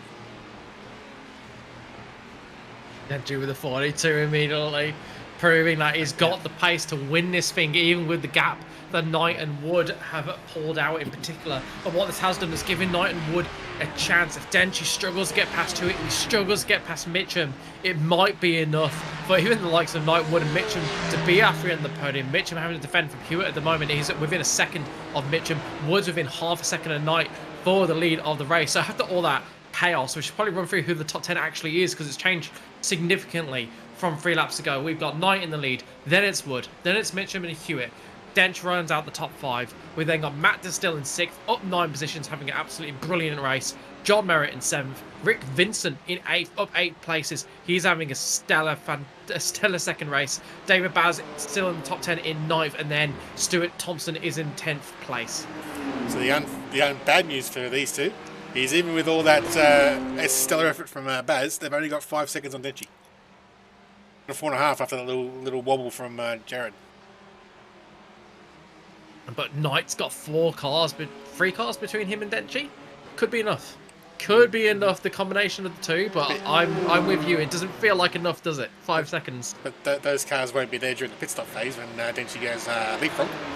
Oh, yeah, he does tend to do that, doesn't he? Well, we'll wait and see. Maybe he'll come out. Maybe he won't make any positions. Maybe he's had to burn too much fuel trying to battle. We'll hold out hope for a little bit longer yet. Lap 10 of 21, so just approaching half distance. Actually, almost exactly half distance, given they're halfway around this lap.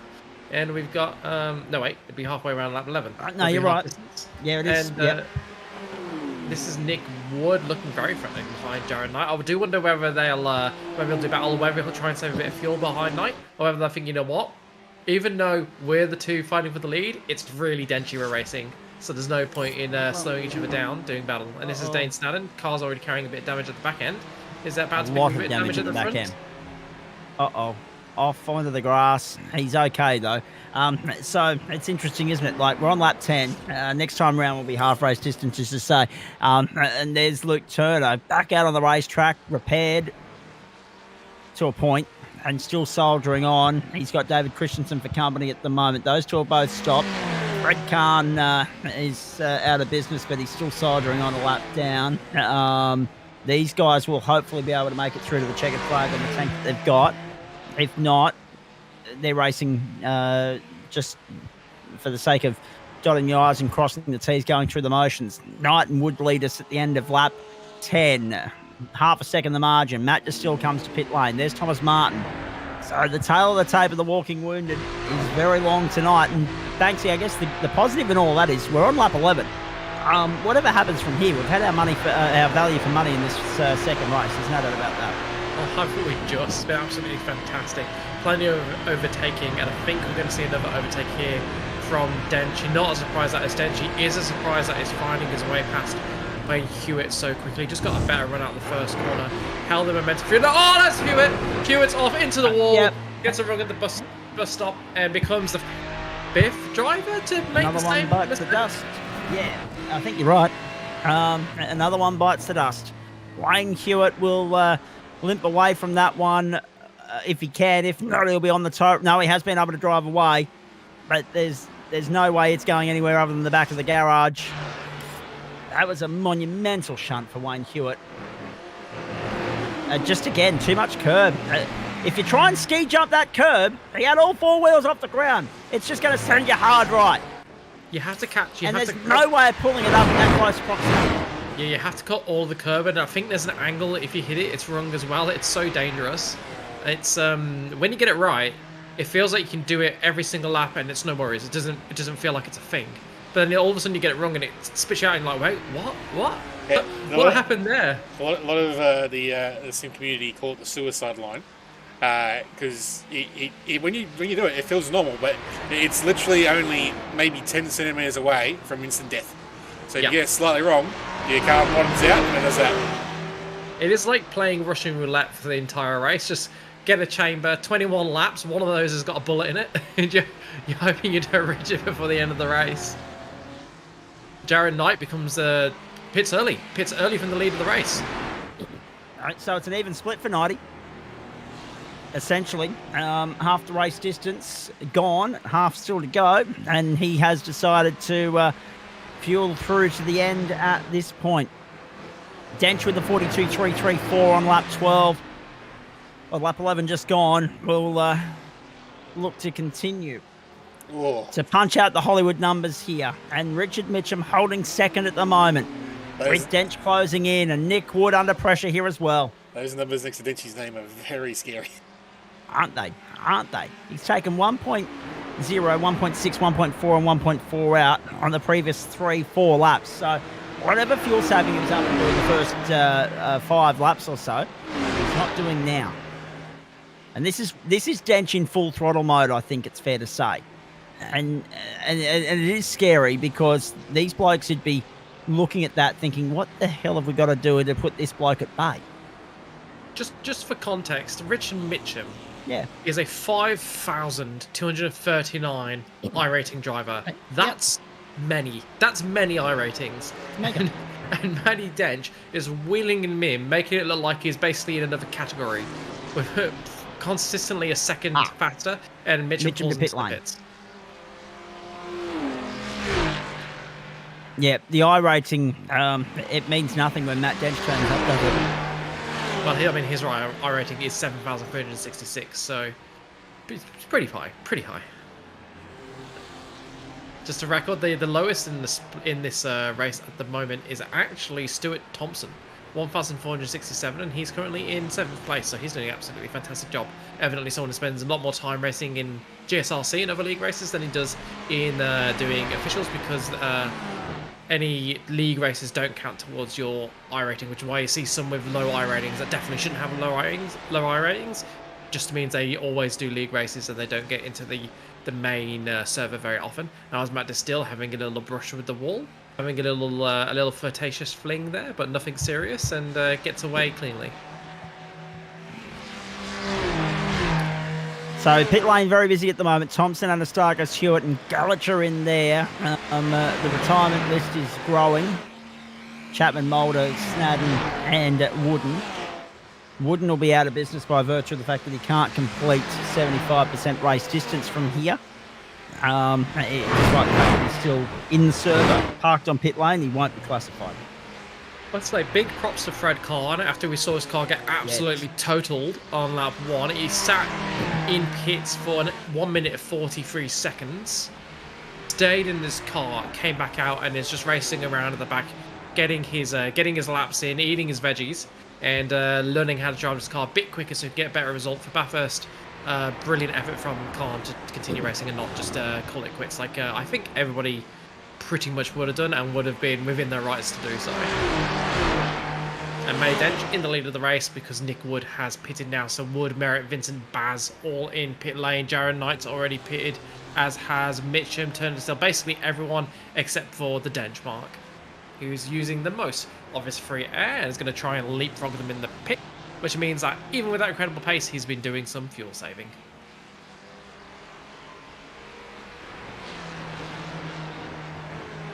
The presence of Nick Fodiatis in the commentary box is not necessarily a good sign, considering that you brought the field to green at the start of the second race in GT3, mates, in the AM split, in the Audi of all things.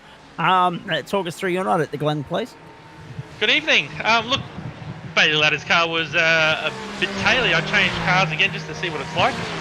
And the Audi doesn't like having too much grip in the rear. It just spins pretty easily. So, yeah, it's me and Dale Sharp on the front row leading into the start of the second race. He thought I went. I waited, and then I went and had a good run. But I have too much wing on the back end just to try and calm it down. And he took the lead off me before the end of the lap. And then I was out by lap 6. The thing just got away on me. It's unfortunate, but you're not the only one to fall into that same sort of storyline tonight, mate. The amount of people that have had the back end fall away from them or get it wrong and get it crossed up and behind the wall. This is a track that bites hard. Exactly, but you know what I like to do, Zach. I like to zig when everybody zags. No one was in the Audi, so I gave it a shot. There's another guy in here, Ryan Wood, and I think he's in a Ford. That's right. So, yes. Yep. Yeah, look, like, as you can see here on the screen here, it's Formula BMW, and in my one, it's Formula Mercedes-Benz. So, just Ferrari. hold that thought. Hold the phone. Matt Dench on pit lane, and surprise, surprise, he went a lap longer than everybody else, to lap 14 to complete his stop. Nick Wood sitting second at the moment. Out goes Dench. Have a look at what the lead's going to be for Denchy when he gets back out on the racetrack here, ladies and gentlemen. Down to turn 1 we go. Is Nick Wood going to be able to find a way by? No. Denchy comes out with the lead, and he does it to the tune of 2.2 seconds. Oh, my goodness me. Have a look at what Dench does week in, week out, and just tip your hat to him.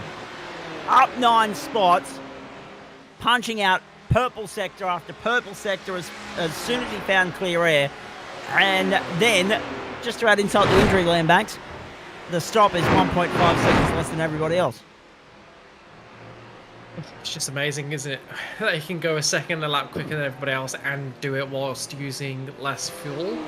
That's just... And it'd be one thing if he was doing it and we only had 20 drivers in total, and you could say, you know, maybe there's not that much high-level opposition for him, but there is a high-level opposition for him here. Rd-9 is incredibly quick. Richard Mitchum is incredibly quick. Nick Wood, John Merritt, Luke Turner, Matt Distill, all these drivers are insanely quick, and he still manages to do it. I don't know how he does it week in, week out. Any GT3 car, any track, he's just got a way with this car that nobody else in the GSRC has discovered yet. I keep clinging every season to the hope that someone's going to take the fight to him. Someone else is going to figure out that little bit extra that he's got and why he's got it. But so far, no one's been able to do it. And Richard Mitchum hassling Rd-9 here at the moment. And basically, the BMW boys have conceded defeat. They know they're racing for the minors. Second, third, and fourth. Knighty's got to try and latch back on to Nick Wood here, or otherwise he'll be fighting for third. And Mitchum, we know, will desperately want that podium finish away from Knighty before too long. John Merritt sitting fifth at the moment. Luke Turner sixth. I'm interested to get their views on the Ferrari if they stop by the server and have a chat to us in the broadcast booth post-race. Then you go back to Rick Vincent, Matt Distill, David Baz holding on to ninth, and David Christensen 10th. That's not a bad effort from David Baz, all things considered. Nick, whilst we've got you, mate, would be remiss of me not to ask you about, well, there's your teammate on screen at the moment, in David Christensen. But before that, the supercars around the Sandown circuit? Yeah, it was good fun. I deliberately started slow just to see what it was like and just have a bit of a race with some of the guys at the back. And I think I finished 15th or something in the end. Yeah, just slog it out. The place is not so bad. You just got to try and get good drive off the corners, but have good braking at the other end. So no real corners to speak of. I guess the top of the hill at Dandenong Road, but other than that, it was really good. Now have a look at Knight driving defensively here to try and put Richard Mitchum. Goes back to the inside, down the back straight. Mitchum tucks in, gets the slipstream, gets the toe, goes to the outside. Can he hold it around the outside and put himself on the inside for the next corner? No. Knight gets across to cover off that opportunity as well. And this is a very nice defensive performance from Jared Knight thus far. Can't afford to put a foot wrong, though. They might lose out to Nick Wood here, but they're worried about their own squabble at this point in time. And Knight has probably already conceded defeat on Wood. Would love nothing more than to be able to fend off the attack of Richard Mitchum. And it's clear that it's going to be Ferrari 1, BMW 2, 3, and 4, provided they don't put a foot wrong. Mitchum trying to get down on the inside. But again, Knight makes that extremely difficult for him. And Knight holds on yet again. Nick, obviously Mount Panorama next week. So obviously it'll be the GT4 first up. The supercar first up, followed by the GT3. And different horses for courses around there. Should be good fun. Oh man, when is the mountain not good fun? It's even TCR proved to be fun as we see a move here. Gotcha. No. round the outside. That's magnificent from Richard Mitchum. Magnificent. 90 went to force the issue back around the outside, going into the carousel. Have a look at that. What a fight back from Rd-9, and Richard Mitchum has all the hard work ahead of him again. He set this up nicely, went deep, went the outside. Was forced that way by Knight, got it done. But then took a little bit too much grass through the corner, and that unsettled him. And Knight, he said, "Nah, I'm pouncing, thanks very much." Did it very nicely. Just a quick update, Dale Sharp leading by 7 seconds to Gary Cousins. But Gary Cousins has got Greg Henley straight on his tail. A little bit of a gap to William Yarwood. And Tim Fuge rounding out the top 5 here in the second split. So just a little stat for everybody. So now that we're pretty much going to say Dench's got this one wrapped up again for an 8th straight title, that means that he has had the number 1 plate on the side of the car since March 2021. Yeah. 2022. Yeah. So March 2022. Yeah. So the start of 2022 was the last time we saw a number 1 plate on somebody else, and that was that hot lap. Yep. And this will be title number 8 for Matt Dench next week. So 142.125. Fastest lap of the race last time around for Matt Dench. That's ridiculous. So what you're saying is we can overlap Verstappen's hot dominance with Denchi's GT3 dominance. That's right. And then match up pretty well. So the year that Verstappen loses the F1 title, Denchi's in trouble. Correct. So we just need to tell Red Bull to make a worse car. And then Denchi will lose the title. That's the plan. That's how we stop it. The problem with that math is that Denchi wins 4 championships between Verstappen wins 1. This is true. It's true. I have to do it 4 times over. Oh dear. Eventually it'll end, and whoever ends it will be very, very deserving of the championship, I dare say. I tell you what, Perry Anastakis, he was up in the top 10 at one point. He's now in 12th spot though. He's just behind Stuart Thompson, but that would still represent a pretty decent race given he's come from 19th from the grid up into 12th. So Perry Anastakis going very nicely indeed around here. Yeah, Paz has been showing some real pace lately since he got back into the racing, especially on the Friday nights in the at what Nick calls the US Open Wheel Series. Well, until we're allowed to call it what it is, that's what we have. We are now. But they ended the deal. But we don't know if nothing's cleared yet. Yeah, it's still technically the iRacing terms and conditions are still in place. They haven't changed yet. They haven't been updated. But yeah, so Paz, when we get to the road courses, he puts those red sticker tyres on, and he's a rocket ship. So we've been having to watch out for him during the road courses. When he puts the blacks on, we know we've got a bit of a chance because he struggles in those. But the red stickers, he is on fire. And he's on fire here because he's just about to get past Stuart Thompson. Another driver making a move to the inside at the second to last corner, making it stick absolutely wonderfully, and good driving from Stuart Thompson, not to end up like one of his colleagues earlier on. It was Thomas Morton, wasn't it, who got unstuck at that corner, trying to defend around the outside. Well, I say defend, just holding on around the outside and just having a small incident, and just unlucky that he ended up so bad from that. And just like that, we've got 2 laps to go next time by the line for Matt Dench. Nick, while I've still got you, mate, GT4s this week. I know you love your GT4s, so get your thoughts on that. And also, open wheelers again on a Friday night. Where are we off to, please? I'll work backwards. Friday night we're at Jerez in Spain. Nice. I have no idea where GT4 is this week. No. No, Adam? I can't remember off the top of my head. We'll see. I got it on the graphic, but I don't want to put it toward the race. Okay. And then just here, they're just finishing up now. They just crossed the line. So I can give you a top 5 in this one if you'd like. Hold that thought. I'm coming back to you in a moment. Okay. Let's just follow these guys through to the main straight and see if anything changes here. This is... Oh, big climb of the wall for Richard Mitchum coming onto the main straight. And that's immediately going to put him under all sorts of pressure from hot lap down on the inside. Merritt goes to 4th. That was an enormous whack on the wall from Richard Mitchum. His first mistake of the night. And he paid the price as a result. Merritt goes to 4th. And Rd-9 all of a sudden has more pressure mounting. Go for it, Nick. Results from the M split, please.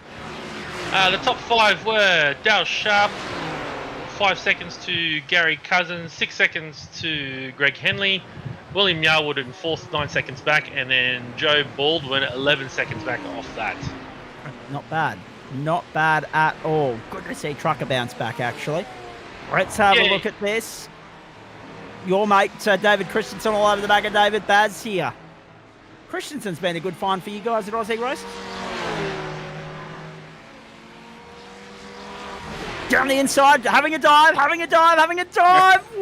they've come together! I might have spoken too soon! They're still going. The two Davids collide, no tail contact, but thankfully, as Nick said, they're both still going. They somehow kept it off the wall. Wayne Hewitt, a case of what might have been back in 13th place. Tail of the walking wounded tonight. He is Fred Carndelap down. He's doing well to still have pace with that crunched up Ferrari. Absolutely. We haven't added to the retirement list since the last time I checked in. They're still under the 4 of those. Matt Dench starts the final lap. White flag in the air. We're going to get home ahead of time, actually, believe it or not. We are going to get home just ahead of time, only by a couple of seconds, and only because it's Matt Dench doing Matt Dench things. Christensen down the inside. The slightest nudge. Sent them both for a spin. A little bit of pirouette work. But no harm, no foul. Both resumed. Both didn't lose a position. Both weren't compromised. They're okay. Let's keep an eye on this. Coming back to Nick Fodiatis in just a moment. We've got all the AM split guys joining us in the booth as soon as we're done here.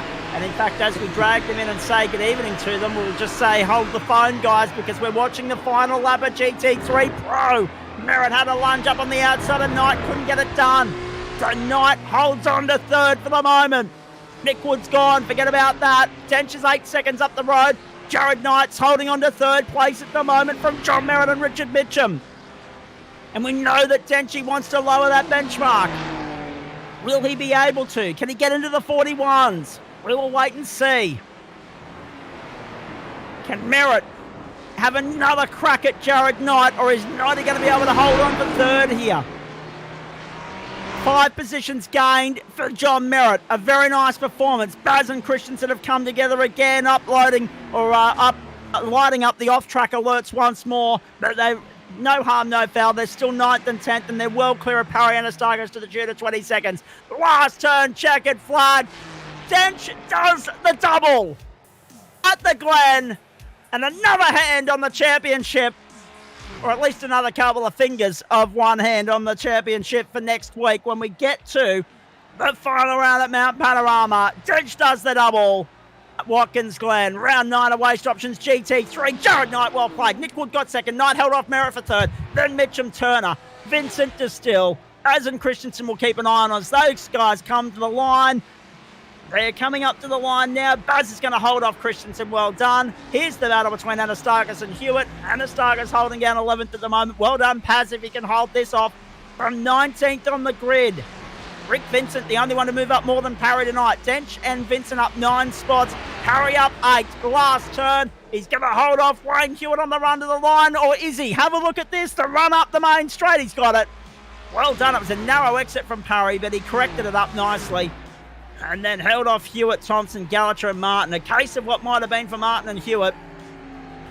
Getting caught up in drama early in the piece, but they managed to get back to the finish line and secure some vital championship points, and that's all that matters. Wow. Thoughts on all of that? Firstly, Liam Banks and Nick Fodiatis.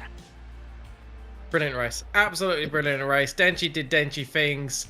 Won by almost 10 seconds in the end, despite not hitting the lead till just over halfway through the race because of that fantastic top 10 battle there that we had throughout the first half of the race, which was triggered by the fantastic defensive driving from David Baz, who held on to a top 10 position in the end and did absolutely splendid. My driver of the race goes to David Baz. I thought he was absolutely phenomenal, and just too much class from the likes of Merritt, Mitchum and Knight, Wood, Dench in what was an absolutely stacked field. Wood did really well to get 2nd in the end. Nick, what do you make of what you saw of that that pro split feature, please? Oh, the director's all over it. He knew where to go and what to see. It was actually good. It was top stuff. It certainly was. I had mine playing in the background, but I kept looking towards this Discord channel here to keep watching what was on the screen here. So it was very good. In just a few moments, Adam Lavis will bring the results again up on the screen of the AM split race to reiterate what Nick Fodiatis said there a few moments ago. I've got Braden O'Loughlin standing by. It's just gone 4 past midnight on a Tuesday morning over in New Zealand across the ditch. And Braden's been kind enough to hang back and have a chat to us. Hey, mate, we'll have a look at results from Race 2 in just a moment as we have a look at a replay of Race 2 of GT3 Pro. But as far as Race 1 was concerned, great teamwork between you and Jermaine Takaloo. Yeah, g'day guys, how are we? Yeah, no, it was a really, really good race. Jermaine wasn't in Discord with me, so I was running a little bit blind as to what his intentions were, but he came out of nowhere. He was back in 4th or 5th, and he went flying past Heaney and Cousins. Like, yeah, I just saw him come out of nowhere, so I knew he had some pace on him, and I wasn't sure whether he was going to sit behind and let the boss get a win or whether he was going to go for it, but I finally found out when he shot down the inside at turn 1, so I sort of knew it was all on then, and yeah, we had some good close clean racing at the end there, and battled up through the bus stop, and yeah, it was good. And I guess at the end of the day, you haven't got a championship to worry about. He's trying to cement a top 5 finish, so those extra few points might just serve him well next week, mate. Totally, I got no problem at all with him beating me. He deserves to be up there, and I definitely owe him one as well after I took him out at Lebanon a few weeks back. So yeah. I didn't earn any favours there. The boss taking out the championship leader, so I hadn't forgotten about that, and I'm sure he hadn't either. But yeah, no, it was a well done race for him. He was lapping half a second quicker than anyone else at the end there, so he deserved it. Stay with me, mate. I'm going to come back to you immediately. Just want to get Nick Fodiatis' thoughts because you mentioned championship fight. The AM split flipped on its lid tonight, mate, with Paul Wood having that moment in race 1. It's been a big night for Gary Cousins, and he'll probably walk away with the lead here. Oh, no, Nick's seen himself out. Okay, I can't go back to Nick. That's all right. That's a shame because I would have loved to have got his thoughts on the 2 Aussie races at the top of the tree there. So Dale Sharp getting a W, very nicely done, and long overdue. And I think for all the success he's enjoyed in the Bimmer, he's now had some success in the Merc to compensate. So the switch over, so well done to him. Greg Heaney third, who you'll hear from in a moment, and we'll get to Dale as well because he's jumped into the server to have a chat to us. William Yarwood, Joe Baldwin, Sean Benici, Bradley Curtin, and then Paul Wood and James Francone. So, Braden, talk me through race 2, please, and the respective downfall of both you and Jermaine there. Jermaine 10th, and then you down in 13th. Yeah, so yeah, reverse good start. Started off P9, made up a couple of spots at the beginning. I think I got past Gary on the first couple of corners, but then yeah, just got on the gas, got on the loud pedal a bit too excitedly, and put it around and into the wall, and had to take a fast repair lap 1, so far from ideal. Far from ideal as well. However, in saying that, it sets Jermaine up for a crack next week if a couple of results fall his way. Not just as a top 5 there to be secured, but there could be the outside chance of a top 3 as well, mate. So how do you go about potentially working with him to help him next week at Mount Panorama? Yeah, that's all we can do, just help him out. Yeah, we're not going to do anything dirty or silly. It's not how we work. But yeah, no, you can definitely try and protect him out on the track. And yeah, there's definitely got to be that involved. Tonight I was probably a little bit excited about trying to get a win, and then saw him come from nowhere. But next week we definitely won't be racing, and try and get him the championship. That's for sure, 100%.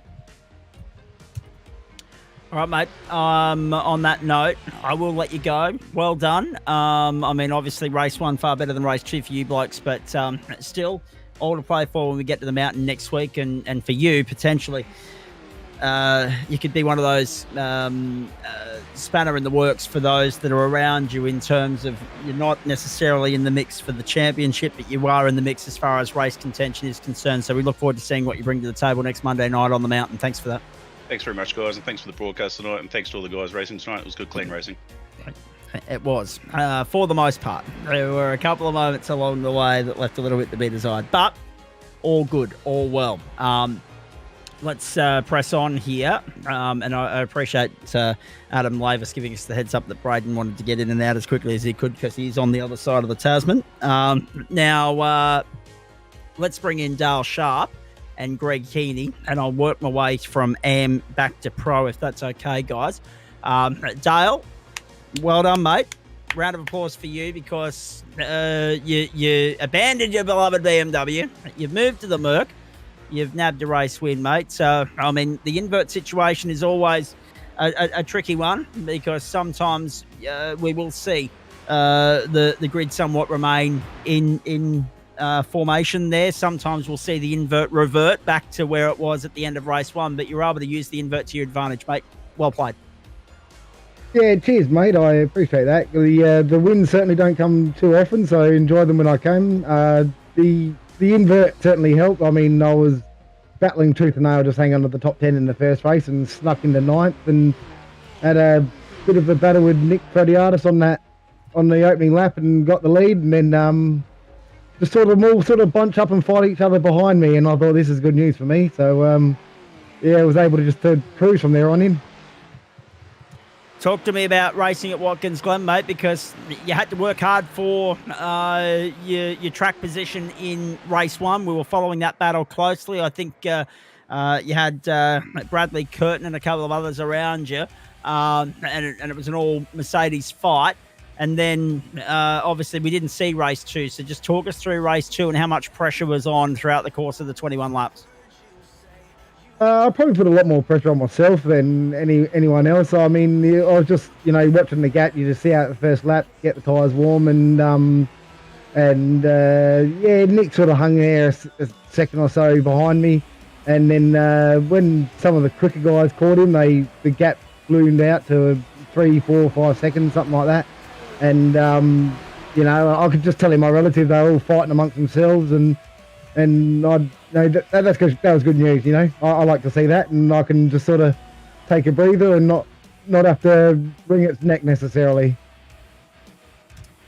And what sort of a confidence boost does that give you, mate, going into Mount Panorama next week in the final round of the championship, and what are you hoping to achieve there? We'll have to see how the points look. I mean, those Barry Ladders cars have been hard to beat all season, and I've been chasing them all season, I feel like. But so it's good to get one on them when I can. But I think it's probably much. Woodsy having a bit of a shocker tonight. That might shake things up a little bit. So, but Gary had a good night. So yeah, it's all to race for, I think.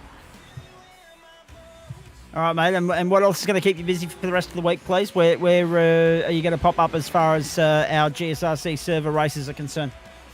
Yeah, I'll be in the usual Wednesday night. I'll be back in the Bimmer and GT4, and then it'll be Adelaide 500 for the rest of the weekend. So you won't see me much after that. But yeah, I have switched to the Merc and the GT3. I was a bit blasphemy, and I mean all the reasons everyone chooses the GT3 car they do, and I've chosen the Merc. Just the sound. If I have a bad race, well, I can at least enjoy that crisp V8 sound while I'm turning around laps, and that's basically what's got me in the Merc.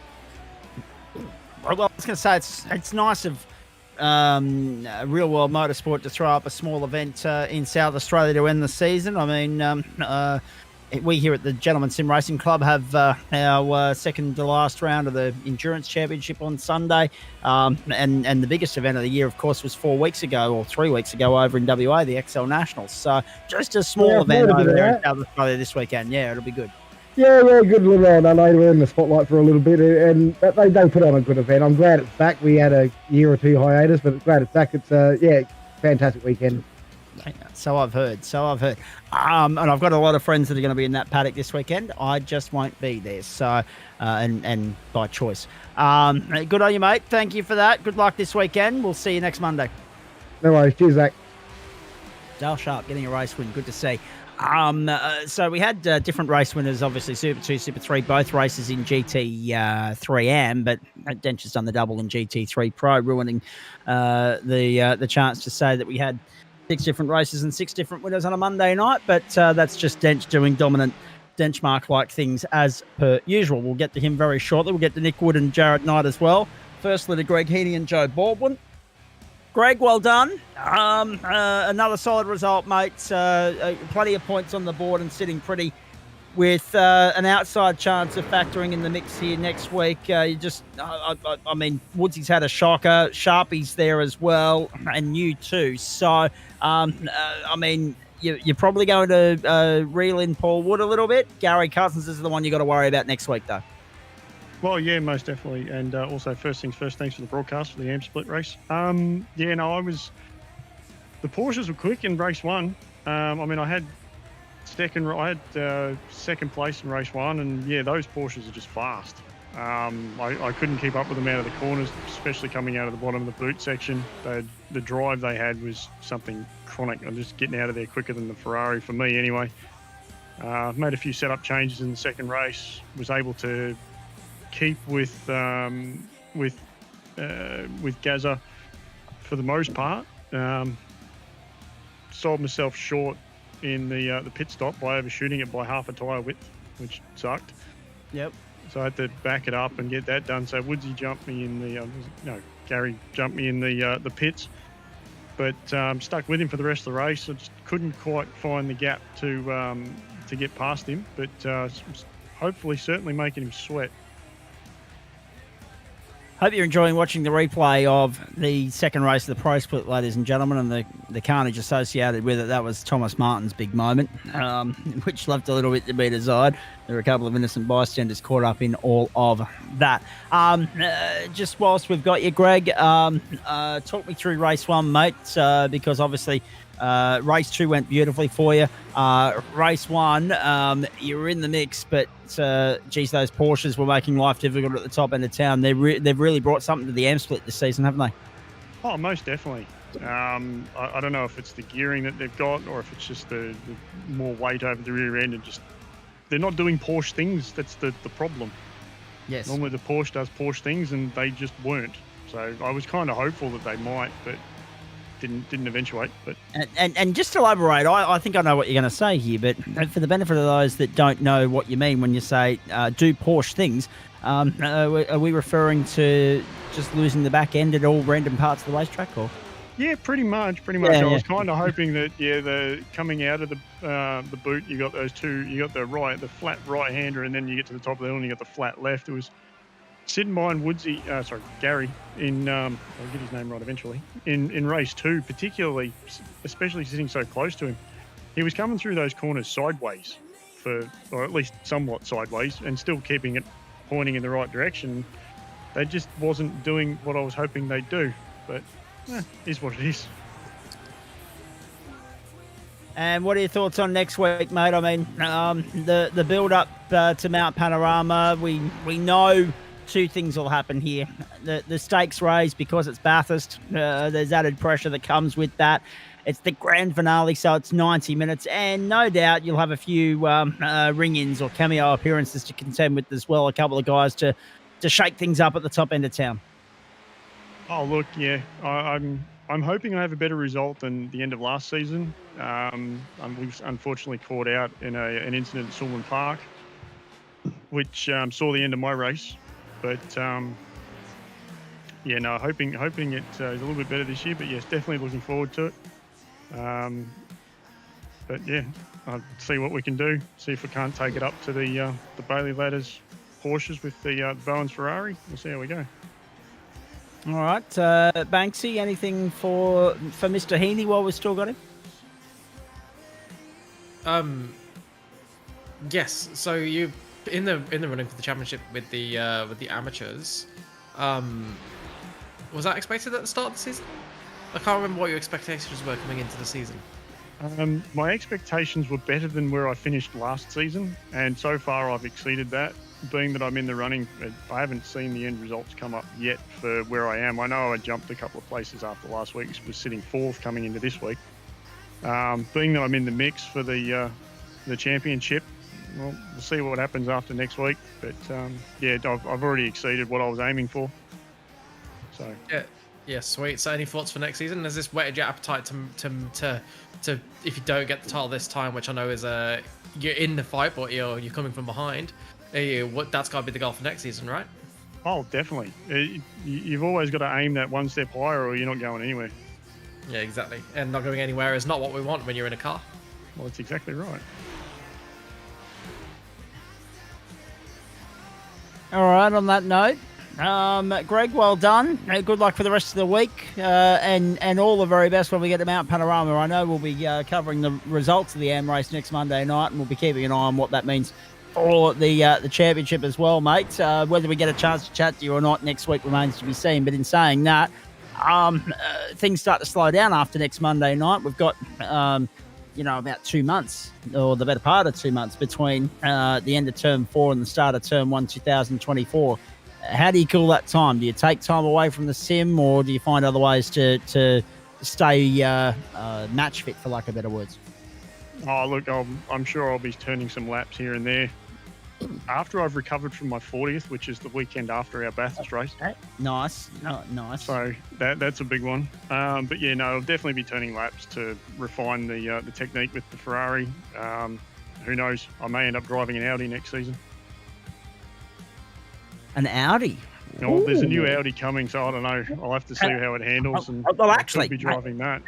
Actually, can we just have an all-in chat here about the iRacing update that came out earlier in the weekend, and it got shared on our platforms in the internal group on Facebook. And I noticed, Banksy, that they've said, there's a promising update with regards to the weather server. I'll believe that when I actually see the weather server become part of the game here. And also, Greg's mentioned, obviously, the Audi, but also Mugello, one of the great circuits in World Motorsport, as we find another excuse to go and visit Italy. Oh, Mugello would be absolutely brilliant. That would make me so happy. So, yeah, keen for that. Definitely looking forward to that one myself, too. And obviously that talk about the Audi, Greg, that makes me somewhat tend to lean towards the concept of it being an Audi Cup Term 1 next year, in a similar vein to what we've had with Porsches and Lambos and Ferraris at various points throughout the course of the season. And it reinvents the wheel and changes the fold and the challenge yet again, doesn't it? Well, yes, most definitely. I mean, it's going to be a test to see if it's as pointy and as twitchy as the current spec Audi. Then there'll be the McLaren at some point after that, which being that one needs an overhaul as well. But I'm very much waiting for said McLaren when and if they do bring it in, which I'm expecting they would, but we'll see what happens when that one comes out. And also, I think there's a few of us waiting for a GT3 in the form of a Mustang as well, somewhere down the line. That will reinvent the game. And then some. Greg, well done, mate. Have the rest of the night off. You've earned it. And good luck next week in the finale. No worries. Cheers, Zach. Thanks, Liam. Just before we go any further, Sean Benici Macca gang, yeah, that's it. Adam Lavis, how are we for time tonight? Do we need to be out of here early? We're good. All right, cool. I always like to check, but I forgot to ask during the intermission, ladies and gentlemen, of whether our producer, our director, has got an early-ish start tomorrow morning. But no, we're good to rock and roll. So we will do that, and we'll do it with El Trucker Joe Baldwin, El Presidente, on the other side of the Nullarbor there. How'd your second race go, please? A lot better than the first. So, it was minimal contact down in the break in that little short thing, but I got a meatball. So Oh, no. I ended up starting race 2. I think I got back to 16th. Started race 2, 16th, and finished 5th. So, it was not a bad job. Fairly aggressive, but clean in the first few laps. Sort of got both myself and Woodsy. We sort of managed to freight train it up through the field there and got up behind Gary. And then everyone battled and. Just unfortunately, Woodsy he got caught up. I think in the bus stop, maybe in the Bailey Ladders Ferrari in race 2. So that sort of paid to his position in the championship. Maybe I'm not sure how it's going to leave him standing, but it's to come away out of that with a 5th. I'm pretty happy from where I started. So it was a good fight back in race 2 anyway. Indeed it was, and we love racing at the Glen, but so often we come across or stumble across tales of good and bad fortune. And tonight, as you say, it was a championship defining round potentially for Gary Cousins and Paul Wood, your two teammates, locked in battle. Only a handful of points separating the two of them coming into the round, and Cousins had the far better lay of the land tonight. Yeah, definitely. And the Bailey Ladders team, I think, as a group, we've all, it's that saying.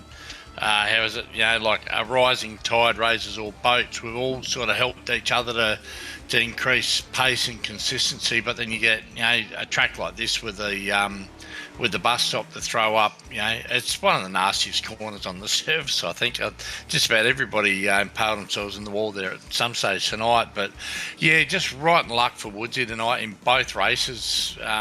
There was a bit of bad luck there. But his consistency throughout the season, may not be rewarded how it probably should be. But I mean, Gary's just been, he's come on really strong in the second half of the year. So whatever he ends up in the championship is going to be completely deserved. And what about our good mate Nick Fodiatis trying something different with the Audi? I mean, Greg was just talking about the Audi there a few moments ago. The old spec Audi's not been shown a heck of a lot of love this season, but it was good to see it on the track. I drove that car once in when iRacing was down. You can go and drive it, and I was just like, nah, I'm going to leave that one in the showroom. I don't want nothing to do with it. It's too much of a handful for me. But yeah, Nick was making it work there for a while until I think he was a victim at the bus stop as well in race 2. But he certainly got his pace together. It's a story of woe, that bus stop, isn't it? A lot of people have sat at the bus stop and told a story of woe. But yeah, I mean, Nick beats, he likes to go to the beat of his own drum, and he was doing a good job of it tonight until his little incident up the front there. He was competitive. So yeah, another one for Team Bailey Ladders up the front there, doing a good job. Indeed. What's next for you, please? Work at the moment. Probably Porsche on Thursday night. It's probably where I'm going to concentrate my effort. I've got a position in the championship there I'm sort of fighting for, and with a bit of rotten luck at the start of just about every race halfway through the season, it's want to try and learn to qualify better, and hopefully we can not run over the Black Cat. So I'll probably concentrate on the Porsche for Thursday night, and Mountain Men Saturday night's going to be a big thing. Everyone ragged on me for doing practice laps on the mountain before Mountain Men. I might actually do it this week. So yes. We're in a bit of a reasonable position after young Adam Maverick's gone and had 5 championships in a row. I think somebody else needs a Guernsey. Well, I was going to say practice makes perfect, as they say, Trucker, and we know how much you love the mountain, and I mean, no two cars are the same around there, so I can't say I blame you for giving it a little bit of tender love and care. Yeah, we got the Renault 2.0 this coming Saturday night, and it's one of those cars, when it left regular rotation on official races on the service, it was a sad day. It's such a fun car to drive, and I'm just glad it's still around, even if it's in legacy form. So yeah, we'll get up on the mountain with it on Saturday night and have a bit of fun. So that'll be a bit of a thing. That and the Porsche, I think I'll concentrate on now. And I mean, I have no idea where I am points wise in the GT3. I was just doing this for a bit of fun. But if I can sneak into the top 5 at the end of the season, I'll be happy. All right, very done. Looking forward to hearing more from you later in the week, and dropping a couple of announcements with regards to some other special events, not just the Race of Champions we got coming up along the course between the end of Term 4 and the start of Term 1. Thanks for that. Go well. Have a good night. We'll see you later in the week, and good luck with the Porsche. Thank you, Zach. I'll be there. Bye. And of course, he had 32 laps around the mountain the other night in the GT3, and I don't know if that was reasonably well scheduled or not, but that's the venue next week for the GT3. So anyone that wanted a little bit of practice in race trim, they would have been kicking themselves if they missed the opportunity not to jump in there with the Mountain Men on Saturday night. Well done, Trucker. Thank you. Let's jump on here and catch up with Nick Wood, Jared Knight, and Matthew Dench. Knighty, the less said about Super 2, the better, I take it. Yeah, I wasn't expecting anything too high with the efforts of Super 2. So yeah, it was just as soon as I looped it, it was out of that session and into this one. Indeed. In saying all that, though, geez, you had to work hard here tonight. I mean, there was some really good racing. We didn't see race 1, but as we saw, you started at the pointy end here after, 7th in race 1, I think it was. So talk us through race 1 and how you only managed to get 7th in that, and obviously how that eventually served you well to have a crack from the outset from the pointy end of town in race 2. Yeah, well, I qualified 6 for race 1. I've just the beamer felt like a pig around Watkins. So yeah, 6 was all I could muster, and I actually got a real good start. I was 3rd coming out of the exit of turn 1. So yeah, so I was sort of putting pressure on John, and then yeah, I don't know whether iRacing have made adjustments to the track, but yeah, it seemed like every car was just bottoming out going through the bus stop. So made a little whoopsie there. Lucky to keep it out of the fence, and yeah, managed to scramble back to 7th. And then, of course, in race 2, it became a race of BMWs and eventually Ferrari, mate. Yet again, we're not surprised to see that Dench has been able to one-up you blokes. The way in which he reeled you in was just incredible to watch. We'll hear from him about that in just a moment. But you and Nick Wood pushed one another along, built yourselves some breathing space to the rest of the pack. But eventually, Richard Mitchum was able to reel you in. So too John Merritt in the closing stages, having fought from 9th on the grid. So talk us through race 2, because it looked like you and Nick Wood were happy to work together and push one another along. I don't know about work together. It felt like I was doing all the work, pushing the air at the front. So it obviously helped him with with jumping me at the stop. But yeah, I wasn't expecting too much. With I did very little practice and whatnot. So but yeah, the battle with Richard in those closing laps was unreal. I was sweating mega, and just blocking like my life depended on it. So yeah, I think I'll watch race 2 back, definitely. Just talk me through the thought, the mindset with regards to stopping when you did lap 11. Could you have got another lap out of the tank or not? Yeah, it was a stop 1 lap early. I just thought maybe having the momentum coming out of turn 1, Nick might have been a bit slow, but yeah, just the extra fuel that he saved just put him a little bit too far up the road, and then I actually short filled, so I had to save for the rest of the stint. So yeah, it didn't allow me to put any pressure on Nick, and yeah, unfortunately brought Richard and John a little bit too close for my liking. Well, I was going to say, John Merritt in the closing stages there. Geez, you had to work hard, didn't you? Because it was clear that Nick had breathing space and he was taking off. You weren't going to catch him. And how quickly did you give up on that to turn your focus and attention to defending Merritt and Mitchum? Mitchum wasn't able to defend John, but you at least were, but not without one hell of a fight from the great man. Yeah, pretty much as soon as I came out behind Nick, and yeah, sort of knew that I wasn't going to be able to push, and yeah, just had to lift here and there.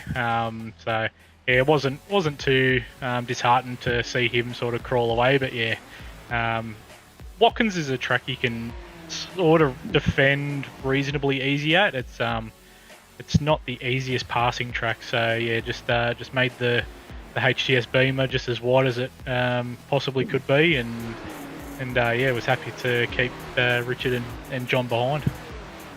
And just on that, you needed that result for the championship, didn't you? I mean, Really, in the greater scheme of things, mate, the battle for the minor places is hanging on a knife edge at the moment between yourself, Wayne Hewitt, and Nick Woods. So you need to tick those boxes and do your best to make every post a winner here, and you've done that, and you've been able to, I think I'm right in saying, slightly give yourself a little bit more, and only a slender little bit more breathing space over Wayne Hewitt going into next week. Yeah, that was sort of my main focus coming into tonight, was just trying to extend that 1 point lead I had over Wayne, and yeah, we've managed to stretch it another 7 points. Yeah, every point counts, and going into next week, I'm fairly confident of a half decent result at the mountain. So yeah, it was yeah, just nice to eke out a few more points on those boys. The old famed Mount Panorama circuit awaits for us next week. We're very excited about that. Before I get your thoughts on that, how nice would it be to upset the apple cart here and wedge a BMW in there and prevent a Ferrari 1, 2, 3 on the outright podium at the end of the season? Yeah, it'd be delightful. We always like to see the Beamer up there. So yeah, we'll do what we can next week. Yeah. Probably do a few laps during the week, considering there's no officials to do some races at. So we'll just have to do some test laps and yeah, just work on a set, and we'll see how we go. How difficult did David Baz prove to be to find your way by? Because he did a very good job for the opening few laps of keeping the train at bay. Yeah, that Fez just had immense mid-corner grip, and it was I think it was just the benefit of David making a little bit of a mistake, and was able to have a bit of drive coming out of the bottom of the boot there. So yeah, just thought I had to send it, and then yeah, it was nice to see him sort of holding the pack up, and Nick and I sort of took off. But yeah, evidently the boys behind him were just saving fuel. What's the plan of attack going into Bathurst, mate? I know you've got a process in place for race prep and getting there, but then once the race starts, how do you go about it? There's going to be so many different things to weigh up and consider here, not least fuel strategy and championship implications, but also potentially the presence of a few ring-ins. Yeah, I think it's probably just going to have to see what the pace is when we jump into the server next week, and yeah, if I'm sort of half confident that I can run a bit of pace with a bit of fuel save, we might do that. If not, we might just push on, but yeah, we'll just have to wait and see. All right, mate, very nicely done. Great to catch up with you, as per usual. I'm just going to pass it over to Banksy here. If you've got a question for Nighty, now's the time to shoot it. Are you competing in the endurance race this weekend? No, I'm not actually. I think yeah, HTS Mob have set out the Enduros for this season, which is I guess sort of well known for competing in endurance races. But yeah, I think the boys just decided to give it a miss for this one, and then yeah, we might see what next season offers up. Excellent. So not around for the finale either? I think there's one more after this, because we've got no big race this weekend. Yeah, December 17. Yeah, so this one's the penultimate one, and then December 17 around, I think it's the famed Circuit de la Sarthe, is it not? Yes, it is. Oh boy. Yeah, you might be twisting my arm there a little bit with Le Mans. We might get a bit of caddy action going, and we'll see. But yeah, might have to ring in a few guys, and I think so. But be a ring in for that one. But yeah, we'll see. We'll have to wait and see. Very nicely done. Anything else for Nighty, Lem? No, not for me. All right, get out of here, mate. Go and sleep well. Good luck. Well done. Thanks for putting on a great show and keeping us amused and entertained throughout the course of the evening. No, cheers, Zach. Thanks, mate. There he is, Jared Knight. Let's move to second place in that second race. His name is Nick Wood. He is here in the booth to have a chat to us, and then we'll get to Denchi as well. Nick, well done. Again, executed it to a T. Started ninth. Finished ninth in race 1. Started second in race 2. Finished second in race 2. Yeah, I mean, you had a few boxes to tick there. One thing was keeping your nose clean in the opening laps. We're able to do that. Then you let 90 pull you along. That did you some favours. And then all of a sudden, you come out of the pit stops with a couple of seconds buffer to your advantage and just continue to build on that and brought it home cleanly and in one piece, mate. Well done. Yeah, thank you. It was really good of 90 to pull me along there. And yeah, that really made my race, really. The first race was nothing to write home about, but it kind of feels like a win, really. I didn't really see too much of one Matthew Dench, so was he even here? I don't know, it feels like a win. And so it should, mate. I mean, okay, talk me through, because we didn't see it. Talk me through race 1. What went wrong there? I didn't have much practice, and the car felt horrible the first race. I couldn't get it going. I was sort of sitting off the back of the train, top 8. Yeah, and just struggled, really. And then what was the difference between race 1 and race 2? Was it that clear air? Was it the fact that you were able to go about it at your own pace? Yeah, I think I went a bit more conservatively at the start, so I didn't wreck my tyres so quickly, and I think that probably is what helped me. All right. As far as the strategy is concerned, once you had that clear track to your advantage, you were able to move away from the pack. There was no catching Denchi, as you say. But as far as the result there was concerned, it was another case of you needed to tick that box because you had to be mindful of Richard Mitchum and his presence in your championship fight. So I'm looking at the points here. Wayne Hewitt's only 11 points up the road. Jared's 19. And now you've got 30 between yourself and Richard Mitchum. So you've given yourself a little bit of breathing space and now can go all out to try and secure a top 5 finish, maybe even a little bit higher when we get to Mount Panorama next week. So tonight you've been able to tick the box quite nicely. Yeah, I think I got a bit lucky, really. Like these guys are usually a bit faster than me. And I think Richard's behind me in the championship because he's missed a few rounds, so that I haven't missed any, so that's why I'm there. Consistency and being here each and every week eventually pays off.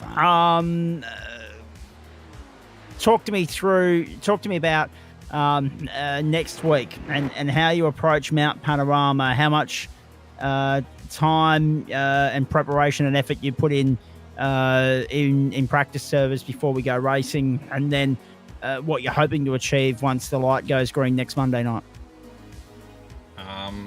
Well, I did some practice in Mountain Man last Saturday night and had a win there, so that was good. That's the only practice I'm going to get because I'm going away on Wednesday and I won't be back till Sunday night, so right. I'll be jumping in Monday, and yeah. All right, we'll be keeping an eye out on that and seeing if the Mountain Men prep has served you well, mate. Banksy, what do you want to ask Mr. Wood while we've got him, please? So, did you think you could win it at any point? Like, because you saw, like, you and 90 got a breakaway pretty quickly, got past Baz. As holding everybody up at one point. I think the gap from you two to Baz would have been over 5 seconds, or would have been 5-6 seconds over one part behind them. Did you start to let yourself believe, or did you always think it was going to be tough even with that advantage from the start? Yeah, no.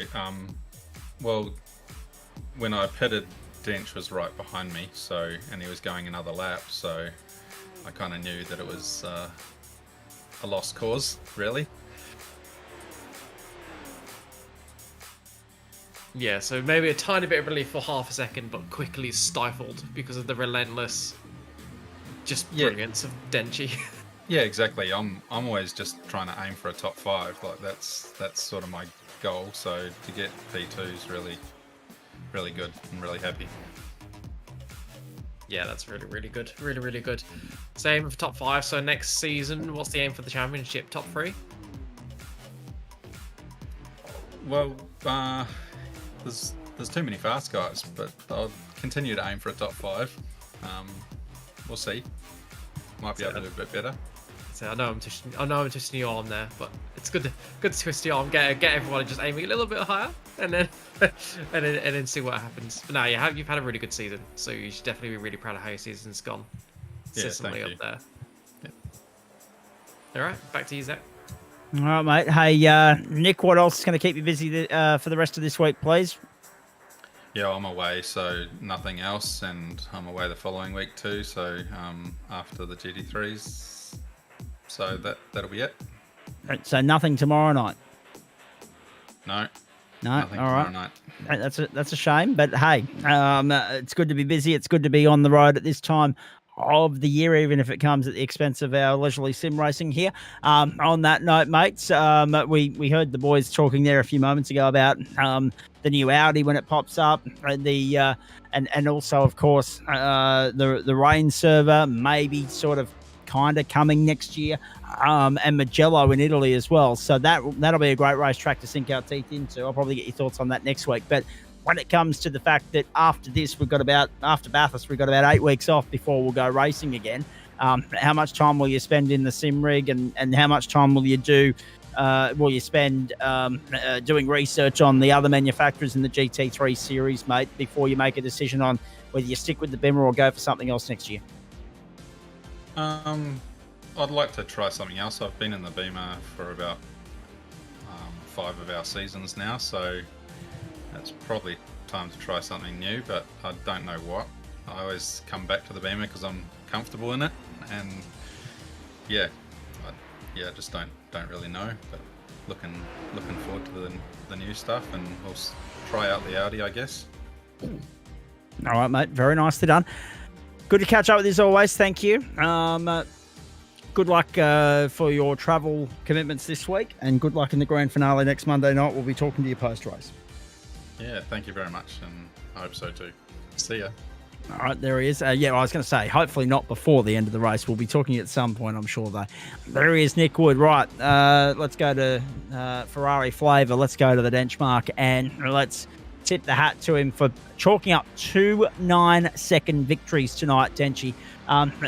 That was phenomenal from you. I mean, I'll get to the second race in just a moment, but when you put 9 seconds on John Merritt of all people, and I'm disappointed that the McLaren turned Ferrari boys, Merritt and Turner didn't grace us with their presence tonight to give us some comparisons between one and the other. But for you, 9 seconds on John Merritt in race 1, that pretty much gave everybody an idea as to how switched on and on song you were tonight. Yeah, it was a pretty good night in the office there. We were fortunate enough with teammates driving the Ferrari all week, so they had the setup pretty much dialed in. I just jumped in and drove it, and it felt absolutely lovely. And as far as pace was concerned, mate, I want to ask you some questions about race 2 in a moment, but with race 1, because it was a sprint race, was that all out, full tilt, open assault from you, or was there any fuel saving along the way? There was a couple laps in the middle of the first race, so we just kind of tried to take it easy, just try and get a couple more fast laps in towards the end, but overall it was pretty much push the whole time. All right, very nicely done. As far as race 2 was concerned, I mean, you bided your time and you waited for your moment, and then the floodgates opened midway through the race with a little bit of carnage at turn 9 there, which we just saw you go through before 10 and now 11 and up to 12. And thankfully, a good sense of awareness from you to go to the outside to take evasive action. But by gee, it was hard fought. It was hard to find clear space. It was hard to work your way forward in the early stages of that second race. Yeah, definitely the guys didn't make it easy, and definitely made me work for the positions. There was a lot of trying to go around the outside and switchbacks and a couple of various tactics, and yeah, we slowly managed to poke our way through, and yeah, a bit of a gap to run down at the end, but it was cars got pretty solid pace, and we just kept looking forward. With regards to working your way forward, once you got past David Baz, he seemed to be the Achilles heel for a few people, the string in the bow. He seemed to be holding the train up, but once that plug was pulled and you were able to find your way by him, open up clear air, and we saw some Hollywood qualifying-esque numbers from you. That was phenomenal. Yeah, yeah, like I said, the Porsche was just the Ferrari was just absolutely hooked up with team setup. Yeah, really fast, run their laps, lap after lap as well. So it's yeah, pretty good once we got clear air. It didn't take you long, actually, Denchi, to reel those Bimmers in. What was the difference between the Ferraris and the Bimmers tonight? I mean, or is this just more down to you doing what you normally do and just coming into these servers and giving everybody false hope that they might have a chance of beating you? Yeah, I don't know. I think it was anywhere from half a second to a second sort of difference in lap pace, depending on if I made a mistake or they made a mistake.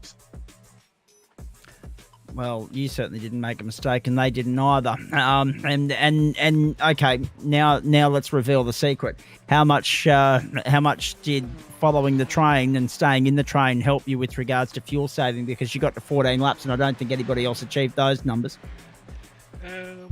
It was pretty close to not making that extra lap.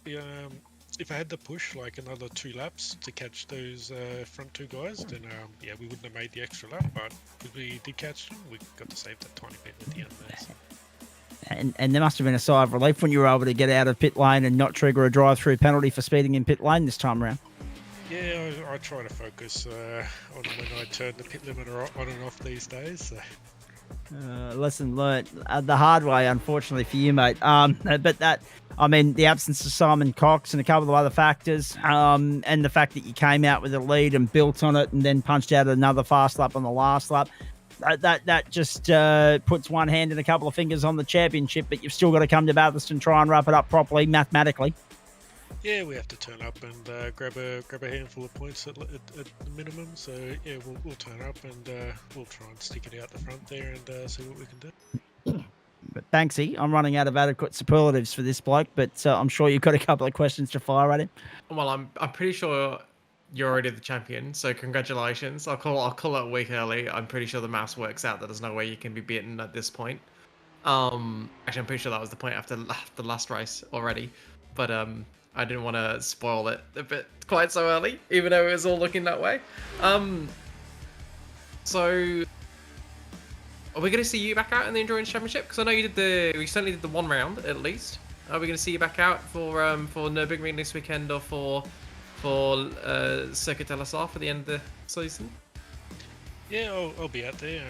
I've been in every round of the endurance one so far. You have? Yep. Been jumping in with the Traxxas guys in the Porsche they're running. So yeah, it's a pretty fun car around the Nürburgring GP, so it should be good. And what sort of pace should people be looking at for that? What pace did I do? I did a couple laps the other day. I don't remember what I was doing. It was pretty decent. Would have been 53s or 52s. I can't remember. Right, so just give everyone a bit of a benchmark. Not that people will be able to hit it, but it's good to have something to aim for. I always look at the likes of the fastest guy I can think, and I'm like, if I can get within a second, I'm going pretty well. That's usually my benchmark. I'm sure everybody else can do the same, so that's useful information for them. And you've got to round off next week, you've got Bathurst. Where does Bathurst rank for you in the pantheon of tracks and iRacing? It's, I don't know, maybe like bottom top 5. Bottom top 5. What's the top for you? I'd have to say Detroit, followed by Brands Hatch. Yeah, nice. You looking forward to the introduction of Portimao and Mugello soon? Tracks are not familiar, so we'll have to see what they're like when they put around. Excellent. Back over to you, Zach. And Denchi, obviously, everybody's going to wait with bated breath for the rain server, mates. So that reinvents the game again. Have in other sim racing circles, in other racing leagues, I'm thinking PlayStation, I'm thinking a set of Corsa, I'm thinking everything that is an iRacing. Have you ever had a chance to dabble in the rain, and how do you feel about it coming to iRacing at long last? I have had a little bit of play around in a set of Corsa with the rain. It was incredibly fun, and I think it's going to be an awesome early Christmas present. If they drop it, it'll be a lot of fun. Indeed it will be. Indeed it will be. I'm about to get flooded in here, ladies and gentlemen. We've had that much rain tipping down throughout the course of the day, and it's not relenting. So the drought in Ipswich is broken. So I'm going to wrap it up on that note. Good luck with what's to come for the rest of the week, mate. So looking forward to seeing you on the grid for the Porsche on Thursday night as well from Imola. Yeah, it looks like looking at the points, we'll probably just throw it in the back of the grid and have a little bit of fun again, I think. Yeah, why not?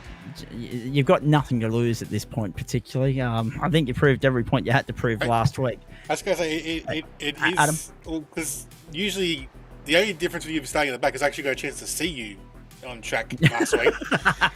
And like you sort of showed the nose with, well, I'm not going to really fight this in a different class. But what got me is I followed you down to that little chicane hairpin, and you just friggin' took off. I'm like, how have you managed to get that rotation through there and just gone? I'm like, I can't do that.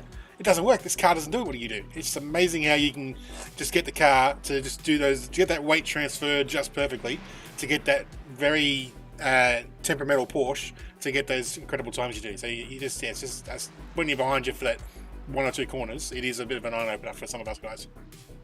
Yeah, that Porsche Cup car, downshift, get the rotation starting, and then an upshift right before you go back into throttle, kicks the car around a little bit more.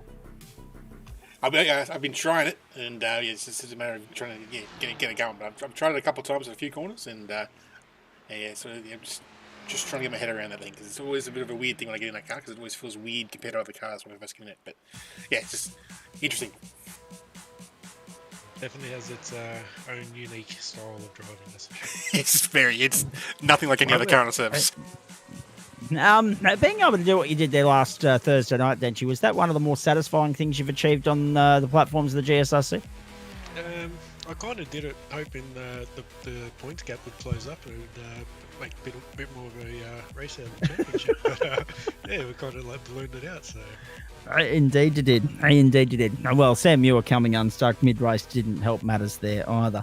All right, mate. Well done again. Congratulations. Another double on a Monday night, and far better than the last sprint round at Lebanon. Yeah, much better for sure.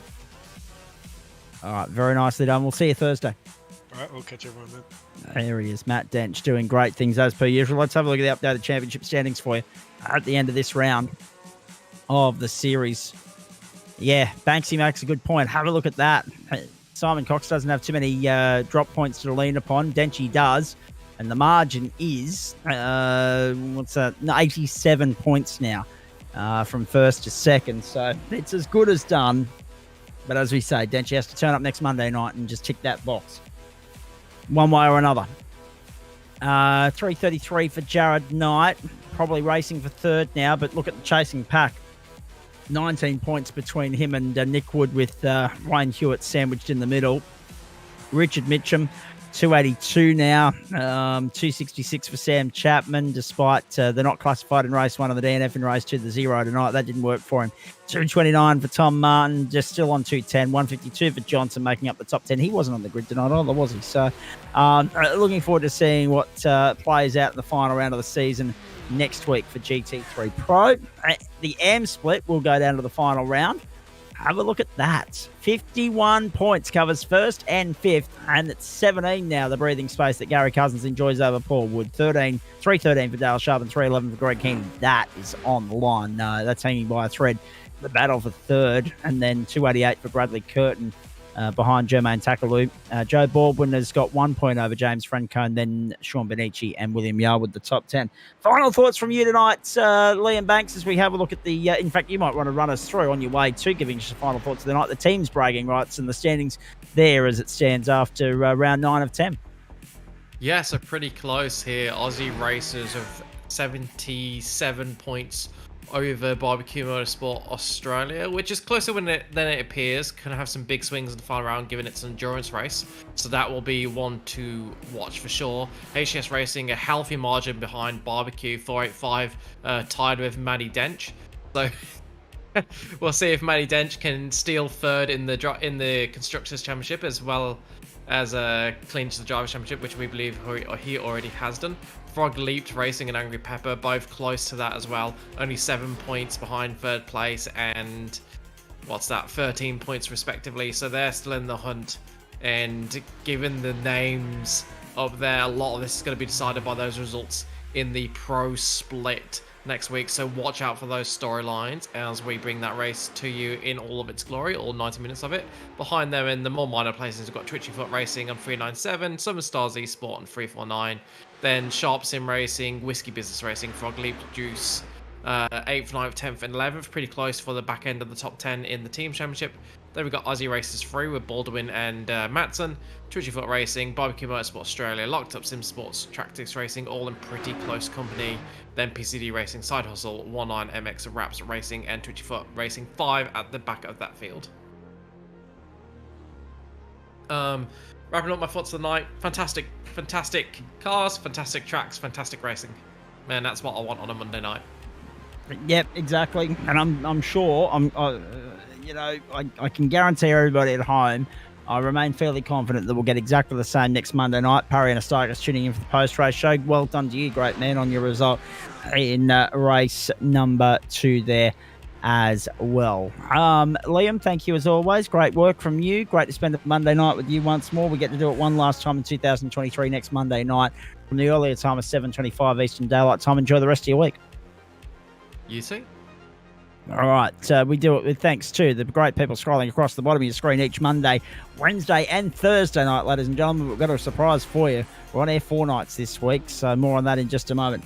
We do it with thanks to Waste Options, Orbic Australia, Sprite Insider, Login Systems, Player One Sim Gear, Lobesy Racing, M-Wave, Flash Graphics. Looking ahead on the platforms of the GSRC for you, it's a huge week. There's no doubt about that. Tomorrow night, join us live, 7:55 Eastern Daylight Time. Grant Gill and I are jumping into the booth tomorrow night to have a crack at Tuesday Night Motorsport. First time I've done a Tuesday night in Yonks, but looking forward to this one immensely. We're off to Imola for some FIA Formula 4 action first up. Super Sprint format for the Lobesy Racing up-and-comers. And just the second time this season, I think, that the up-and-comers have been broadcast for you. And then onto the streets of the Detroit Grand Prix circuit in Belle Isle, Michigan for the GT1 Civil War. Our first look at GT1, well, my first look at GT1 this season. And that's a 35-minute race getting underway, 9:40 Eastern Daylight Time. So it's a very big night at the office for Grant and I tomorrow night. Wednesday night, Aiden and Daniel are with you. Downforce Legends first up. Legacy Lime Rock Park, 7:45 Eastern Daylight Time. Sprint racing, the order of the day. And the order of the equation the same for the Orbic Australia GT4 Challenge from the Interlagos circuit in Brazil. Good penultimate round of the season, that. And that's from 9 p.m. Eastern Daylight Time. Thursday night to Detroit, this time for Sprite Insider Formula V. There'll be some canoes by the end of this, don't worry about that. 3 sprint races, 7:45 Eastern Daylight Time. We go then to Imola, so we'll do a little bit of continent hopping this week from north to South America, Europe to America, America to Europe. Tonight we did Australia to America. It's good fun. Thursday night, Sprite Insider Porsche Cup from Imola, and that's 9 p.m. Eastern Daylight Time, 40-minute racing there. Friday night, those magnificent US Open wheel vehicles from the Circuit de Jerez, 8:30 Eastern Daylight Time, 40-lap race there.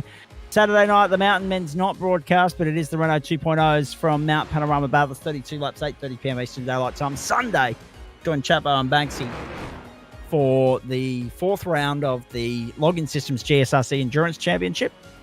They get underway at 12 p.m. Eastern Daylight Time, and it's a 4-hour race for you. The boys will get the broadcast underway a couple of minutes to midday. It's a very early start for those of you in the West, make no mistake about that. And Monday night, grand final week gets underway at the earlier time of 7:25 Eastern Daylight Time with the start of the Super 2 V8s from Mount Panorama for Player One Sim Gear. 45 minutes, the race length duration there.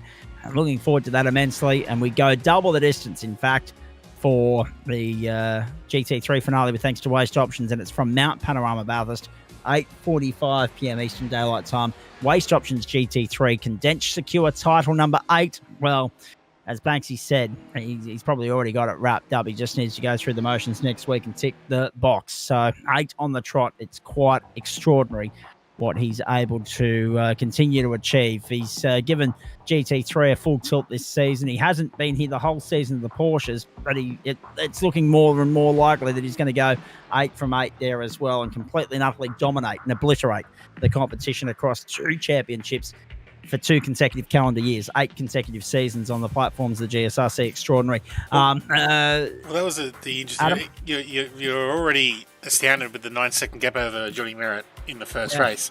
Yeah. And just another little cherry with that, as we were mentioning earlier, John Merritt is the former champion 9 seasons ago. Yep.